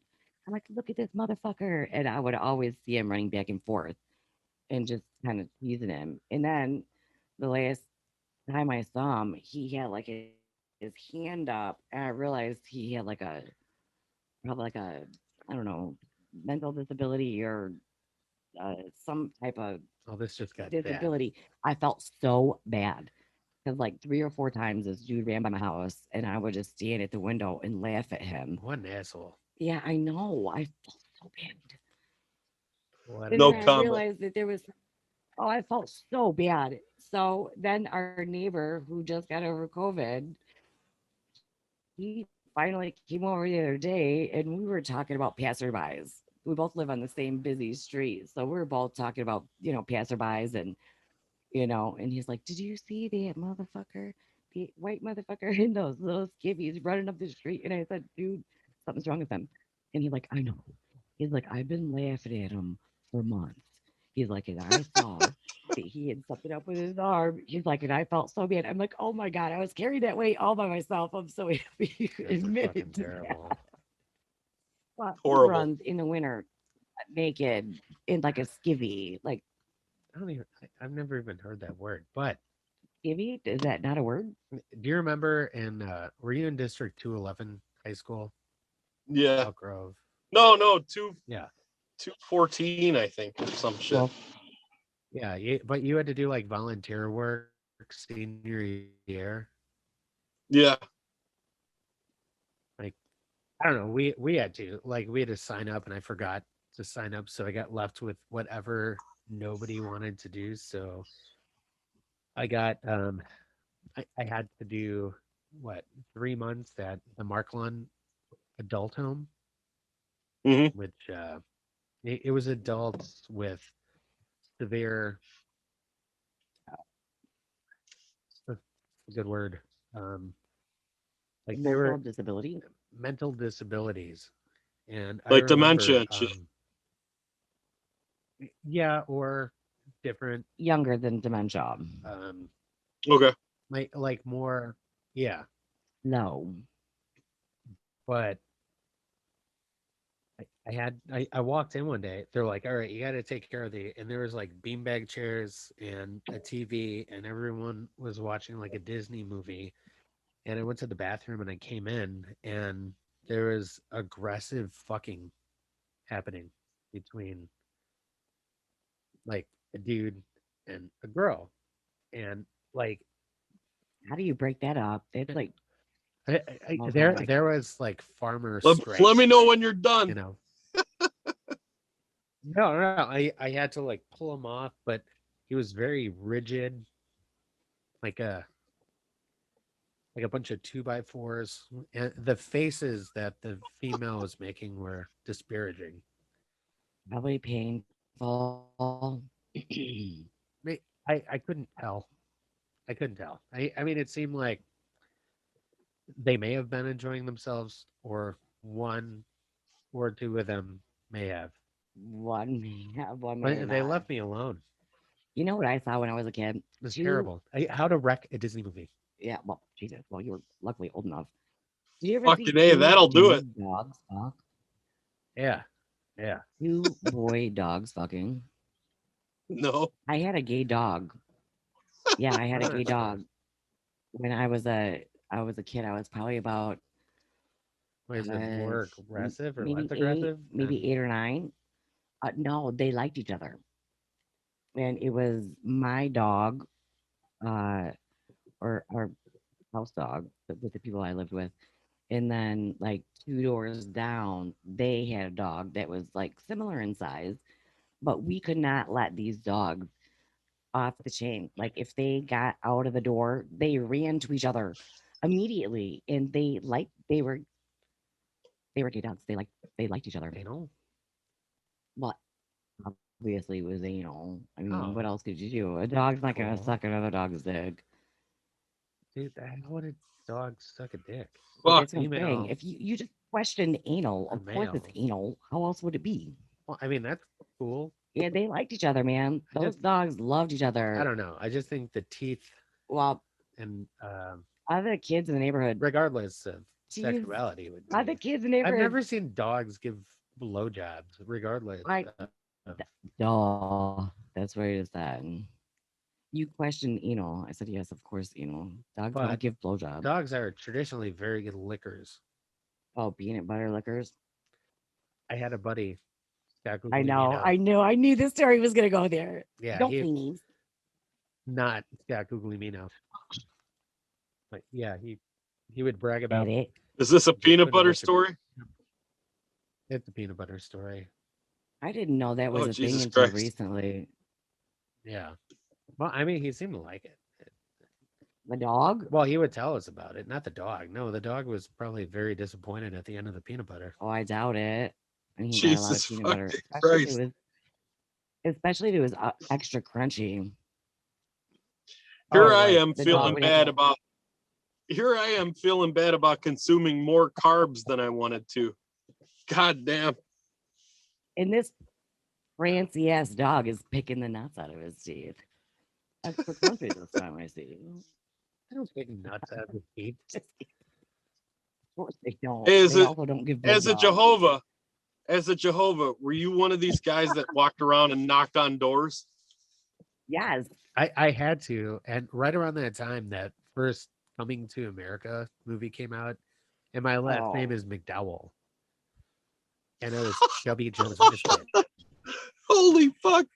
So I That's could be great. like in my neighborhood, hey Pete, so and I'd have a tract or a watchtower and a Wake magazine, and I would have to kind of, as a salesperson, kind of give the headlines, and they would just laugh and point and call me like Big Mac or well, you know what's actually even uh, funnier than that?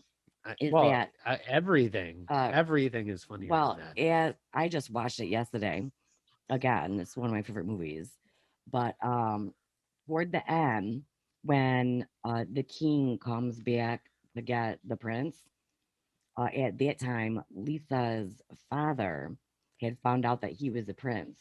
And so he was like trying to keep the king and the queen all there. And then the doorbell rings and it's the Soul Glow guy. And the Just Soul let Glow your guy was, soul glow. yeah. And so this Yeah. guy's rich. And so before he realized that this was a, African prince, he wanted to give his daughter to the Soul Glow guy. Well, then he finds out that this dude, I remember. and then so somebody rings the bell, and he's trying to like keep the king and queen there, and the bell rings, and he's like, "I'll be right back." And he goes and he like shuts the door, and he's like, "Get the fuck out of here! We're done with you." Yep. And then he comes back, and everybody was like, "Who is that?" Oh, just a Jehovah's Witness. Yeah. So Yeah. it was like another dig that I totally forgot about. Yeah, it was a bunch of digs. Yeah, it was just another thing that I forgot about. As Dude, far I'll as tell you what. McDowell, Reverend Brown is like, he's the ultimate character in that movie. In both movies, actually. Have you watched the new Reverend one? Brown. Yeah. Oh, fuck yeah. I didn't really, you know what? The new one didn't really do it for me that much. It was too like, there's like It was musicals good. and It shit. like didn't have hip-hop. those classic. It was too hip hop. For the few moments I saw, I didn't see the whole thing, so I don't want to get Yeah, too they had far. like There was a lot of fucking showboating. full dances and dance routines and choreographed shit. There weren't many of the classic like off the cuff kind of Agreed. lines like the first one had. But like, Yeah. goddamn, Hey, that, would I be as offended soon as if I Reverend, run and pee really quick? No, go ahead. No, go You ahead. got this. Yeah, I got it. All right, Go hey, ahead. as soon as Reverend Brown pops in, it's like that son of a bitch is funnier than fuck.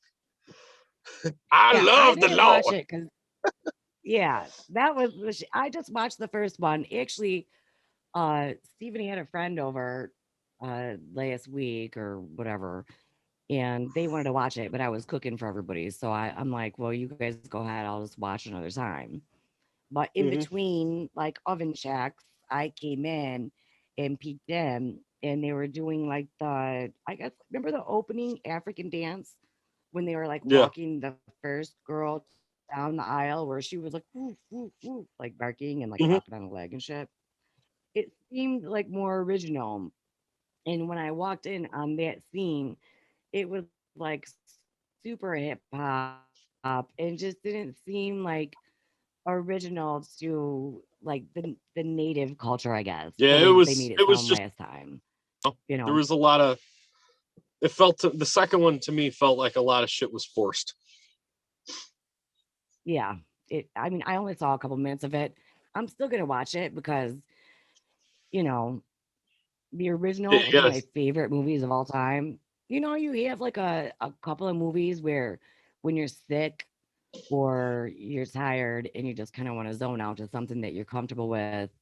Like Braveheart has always been like that movie for me. And Coming to America has always been, you have those few movies that you could just lay down and watch and just kind of doze out to, and All just pass three, out. all three Back to the Futures and Jaws for me. Jaws is And shit. and Ghostbusters. Ghostbusters. Yeah, it's a comfortable comedy, but it's not something I'm gonna put on if I'm like honestly, Braveheart's my dig. It's so long, Yeah. and if I don't feel good, I'm just gonna kick everybody out and tell everybody to go away, and I'm just gonna get under a bunch of blankets and just cozy up with Braveheart's William like, Wallace. it's 4 hours long. I mean, you got to really, Yeah, I think it's like you three got and to a be half, but dedicated. yeah, pretty close. It's long enough. Yeah, but that's my thing. I could probably say the words word for word, but that's why it's like one of those movies that you know so well you don't have to watch. You can kind of close your eyes and just, listen and feel comfortable with it, because you don't Yeah. really have to watch it. You know what's going to happen. But it's just something you could fall Take a asleep shot to. every So, time he says the word freedom. well, that's a whole nother party. That'd be a whole other party. So, what are your other movies? What are your like best or favorite horror movies? Real, like, I guess, newer horror movies. I don't really, you know what? The newer stuff doesn't do it for me. Like I was into Halloween 2018 because I love Halloween, period. Like Halloween 78 Oh, of for course. me, and then Halloween 2, and there's a couple other ones that I'm like, okay, but I thought both It 1 and It 2 were done pretty well, the remakes. Yeah, classics. But yeah, I mean, other than that, it's I don't know. You know, Godzilla was kind of cool, but it's got cheesy shit in it too. You know, that all those movies have to have that Hollywood They sort of all theatrical do. cheesiness to them. Yeah, I really I want to think there's been see. a couple of good. There's supposed to be the next Halloween coming out in October, and I'm looking forward to that. But that's really about that it. one. That and fucking Top Gun. I want to see this new Top Gun Maverick movie. There's a new Top Gun. Yeah, I had a hard on when I saw the trailer too, because Wow. yeah. But Yeah, I watched a lot of the newer. Well, I wouldn't say all necessarily newer, but um, I guess maybe everything since 2012, 2015, up into 2020 to 21. Oh, horror movies? And I've seen some pretty good ones. I've seen a couple of slow burns that are real mind fucks. Dude, And that one, what's it called? I've been trying to get him to watch it for months. You finally watch it. It was Fracture. Yeah, so oh yeah, I looked up a movie called Fractured and watched a totally different movie. Well, again, I was in the kitchen working, so I didn't know he was watching the wrong movie. Fracture was sick. Fracture was a fucking Super disturbing. sick film. It was a slow burn. It was, confusing and kind of suspenseful and thrillerish during most of the movie. And then I kind of would like say The the Witch. last 10 or 15. Yeah. Dude, The Witch is like my favorite movie. I had to Like, watch it like a second time. it's not like Witch, no. It's more like Memento or but disturbing. It's kind of like you're It's on a very Cube, disturbing. like the movie Cube. But it's literally you're in the mind of a psychotic person. So No, you're when not. I You're in, was, and by the end of it, well, I you're felt in the mind of a psychotic person because somebody is taking his kid and wife and he's freaking out. And then you see it all unfold at the end and it is fucked. yeah, he's a nut. I like Well, the he's movies not that I don't really a have felt like nut. I happy was He endings. watching a goes nut. nuts because somebody took his wife. He's only a nut because somebody took his wife and his kid. So I mean, but then the last 15 minutes. Also, we watched another movie the other day called Hunter x Hunter. That movie's awesome. And that was probably one of the better movies I've seen from horror that have come out recently. That was also a real mind fuck. It was also a slow burn. It was the last 15, 20 minutes that just blew your fucking mind. Well, if And you the like music, Witch, the you witch. like Slow Burn. Yeah. But the ending was kind of like you remember at the end of Fight Club We don't when give it up. they played Mhm. like the Pixies, like it was that kind of moment, like That where it was the perfect song for the perfect yeah, ending. that song that they played at the It was end awesome. totally opened me up to a whole new band and him too, which he exposed to me, but it was incredible. And now I'm in love with this band, but it was just it was powerful. It was super powerful. Yeah, it was fucking sick. It for was sure. fucking sick. Is there anything you've been watching lately? Just the shit that's come out. You know, I watched Godzilla the other day, and like I said when you Yeah, were me taking too. a piss, it was just kind of, it was good, but it had its cheesy moments. You know, it's Hollywood. Yeah. Well, I think the robot like Godzilla and then teaming up after like Yeah. it didn't make a lot of sense to me. And then There Godzilla were just a kind of lot of floated back into the ocean. things in that movie that I could have like written, like bet you this is gonna Yeah. happen next. And it's just nothing Yeah. really caught Yes. me to where like I looked at more stuff like the special effects where, Kong is in the water and the way the water is dripping off of his fur was just detailed incredibly. That's the kind of stuff that caught me in that movie. Yeah. Okay. I got that. I got that for sure. It But the did plot feel the plot kind of can like get fucked. yeah, it was cool. It just I always have these questions, and even with like Tolkien movies, like I have like, all right, you're in the center of the earth. Why isn't why isn't that pitch black? Like Yeah. like Where the there's fuck's the I no sun think that, coming sun. from? Yeah, yeah, I like think where's the that's sun coming general in a from? lot of movies. I'm You like, know, that always bothers me. your own intelligence is like, okay, well, why would you do that? Why? I mean, if there's So a the front door, why would you dinosaurs run up fucking stairs where there's aren't no? extinct. It's just a weird evolutionary idea, especially if the core of the earth is so hot, but then why does Yeah. it project from the top, like from the lighting perspective? And then the rest of it felt like a Michael Bay movie. Like it felt like every Transformers, like Yep. I don't know. It's just kind of the same. Well, they And did. then at the It was very like end, the Transporter the meets like stupid that girl. Godzilla movie that came out a few years ago, where everything, even at the theater, was like pitch black, like it was dark. It Yeah. was like Michael Bay without any lights, Then at the but it was very end, the darker in the stupid earth. girl who's with the guy and with that kid who had absolutely no point in the movie, really, other than what the kid goes and pours his Yeah, drink on the fucking computer. Like they yeah, really have no yeah. purpose in the movie whatsoever.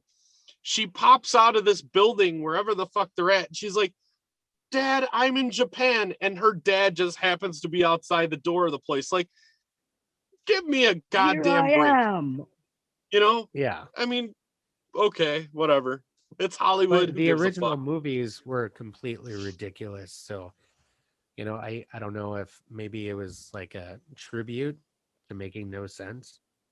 Yeah, let's throw What I've something totally actually stupid in so noticed, it's a head nod. you're right. What I've actually noticed is I watch a lot of movies on my phone, and I usually watch things like on my phone in my kitchen so that I can cook and clean and like do stuff and just kind of look over at my phone while I'm working. But the last few months has been fucking COVID, so I'm more sitting in my kitchen than I'm doing anything. So I've been watching a lot of Spanish movies and things from Spain and France, and where you have to actually sit down and watch because you have to read them. And these Yeah. movies are done really well. And I think some of the better movies that I've watched over the last couple of months have been movies that, are in Spanish or in French or in Polish that you have to sit and read the subtitles. Oh, But for sure. Oh yeah, it there's seems like they're tons of they're great darker. foreign They're films. yeah, they're darker, they're creepier. I don't know if it's just the writers have a little bit more art to them, but Have you they seen the seem trailer they for seem pretty Pinocchio? good.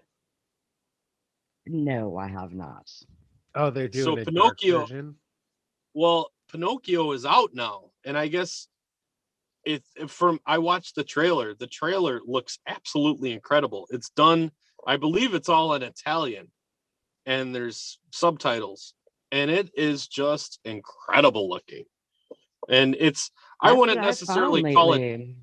I wouldn't call it dark. I would call it modernized, so everything modern comes with sort of this day and age has sort of a dark kind of halo over it anyway, a veil Yeah. of Well, I think everything originally has to have. those stories, like what's the book? Have you got the Grimm's. Yeah, like the Grimm. I collect all those, the Andersons and the Grimms. I have a whole bunch of Yeah, that really shit's old. fucking They're creepy nasty. and they're dark.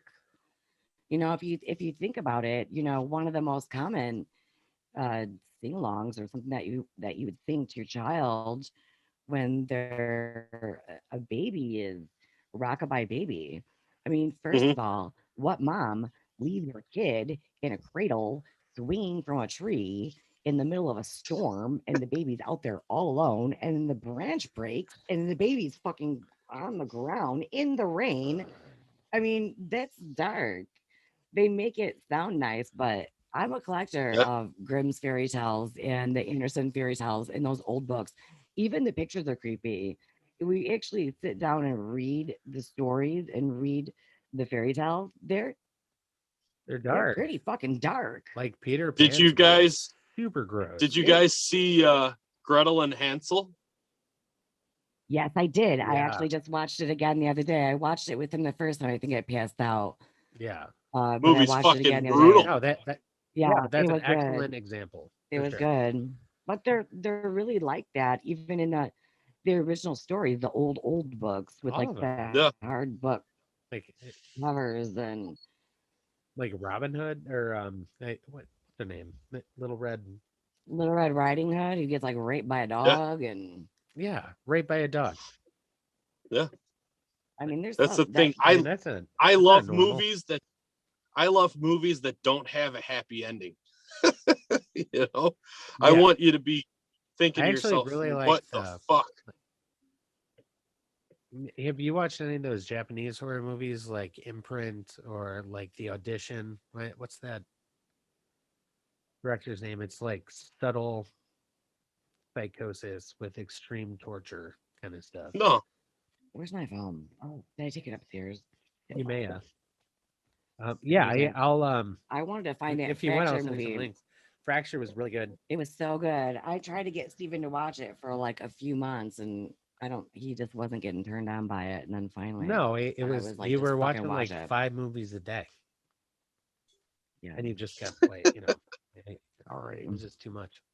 I don't have much to do. My kids are finally going back to school, so now I'm gonna have some kind of schedule here. Yeah. That's I'm really looking forward to that. Well, Dave, you Cool. ready for bed? Or I'm ready for bed. What are we at? 2 All hours right, and man. Yeah, I 22 saw you minutes? yawning, honey. Yeah, that was good. I That was good, I go man. to Sorry it bed was at so 10 o'clock long. every night. So I talk too much. Sorry about that. No, man, no, I that's okay. appreciate it when you reached out and you wanted to come back on. I was very moved. So thank you. And Anytime. let us know when those videos are available. I Yep. really want to do it again. Maybe you have some of your bandmates on. I want to see your videos. We could review them, blast them, Yep. put them out on our page, and probably spread them They're onto gonna the be blog. they're gonna be different too, because it's not gonna be just like a performance or whatever. Yeah, They're gonna be something that like the music, I want it to sort of make the listener or the viewer kind of think and be left with sort of a questionable kind of thing in their head going, fuck, the world really is fucked up, yeah. so Well, Oh, that's we said awesome. fuck a lot in this 2.5 hours. Oh, yeah, did dude. we? I have a really No, it's nasty cool. mouth. Well, I said Sorry it a about million that. times, so Dave. no worries. No, seriously, man. Well, then it's Love not you. fucking I words. think eventually let's get the families together, barbecue, do something. Our kids Yep. are all the same age as me, and it makes sense. Like yeah. But Definitely. no, I appreciate it, man. Tomorrow we got Zombie Jesus Day, where Yay. we gotta Zombie hide Jesus. eggs and yeah. God Yeah. condemns you. I as a Jehovah's Witness kid growing up, I didn't understand any of what goes on. It wasn't even an attractive holiday. Halloween's cool. You know You what? dress up. Christmas, you get stuff. Your birthday, you get stuff. Easter was kind of that like wild card. Like Yeah, I really had as a no interest Catholic in it. kid, I was raised Catholic, and then I became this fucking whatever I am, atheist, I Something guess. else. Uh, Yeah. but I learned I learned what they believe and what they think and all that, and that's fine. You know, if it makes them happy, so be it. It's not my thing. But like holidays like these based around some sort of holy sort of direction, they're a good reason to like pagan. have a good meal with the family and, you know, It Yeah. is. hide the enjoyed- eggs for the kids and watch the kids get excited over candy and Yep. shit. So fuck it. Yeah. I'm down with that. I'm But I totally down also with like that. I the just- pagan ideas. I of won't them. be at I church like that tomorrow. shit. I will not be Yeah. going to church No, tomorrow. Yeah, we won't. No. All right, so right before we go, I know everybody's tired. We got to go to bed. I wanted to give a shout out to Metalhead Podcast because, you know, they're badass and they're our buddies. And, you know, you could tap in, listen to that and this. And, you know, we'll probably all be on each other's shows again soon. Yeah. No, and Cool. Dave, you're you know, a real hero for the Absolutely. community, and you know, just knowing that you know, you came from the same area I did, and you had the balls to take all your shit, and you were strong-headed enough to do what you've done. Yeah, And your record still is have a impeccable. family, and you know, so we support you 1,000,000% every time. Thank And, you. You know, I love you and appreciate you, and please keep in touch. Outside the show, just, you know, reach out whenever. Yeah, no problem. Got something on your mind. When the world Yeah. opens back up, we're gonna be figuring out how to play live and Yeah. play like a legit show that makes people hurt after they leave. So it'll be And fun. making plans to go to whatever Pink Floyd show. Well, wait, yeah, and we'll be there with you, man. Cool. But thanks again, Dave Kinkade. Listen to the Monarch. Dave, where's the best place for people to check you out, and you know, where you feel most comfortable getting your message across? themonarch.org. And people The are like, Monarch. yeah, themonarch.org. And they're like, why the fuck do you have a .org for a band? And I'm like, because we're a fucking organization. So, That's good. so you know what? Good. themonarch.org. Everything's there. All right. Well, Cool. I hope you get your tax exemption soon. Yeah, me too. From Me too. Yeah. It was good to talk to you again. I look forward to speaking with you again soon. Have All a right, wonderful David. night. All right, you Enjoy get- your family. You guys stay Enjoy safe. your huh? zombie god date. All right, brother. Yeah. Take care. Later. For those of you listening, thank you so much for tuning out into Dead Letter Emissions. Appreciate it. We'll see you next week. Have a great night. Bye.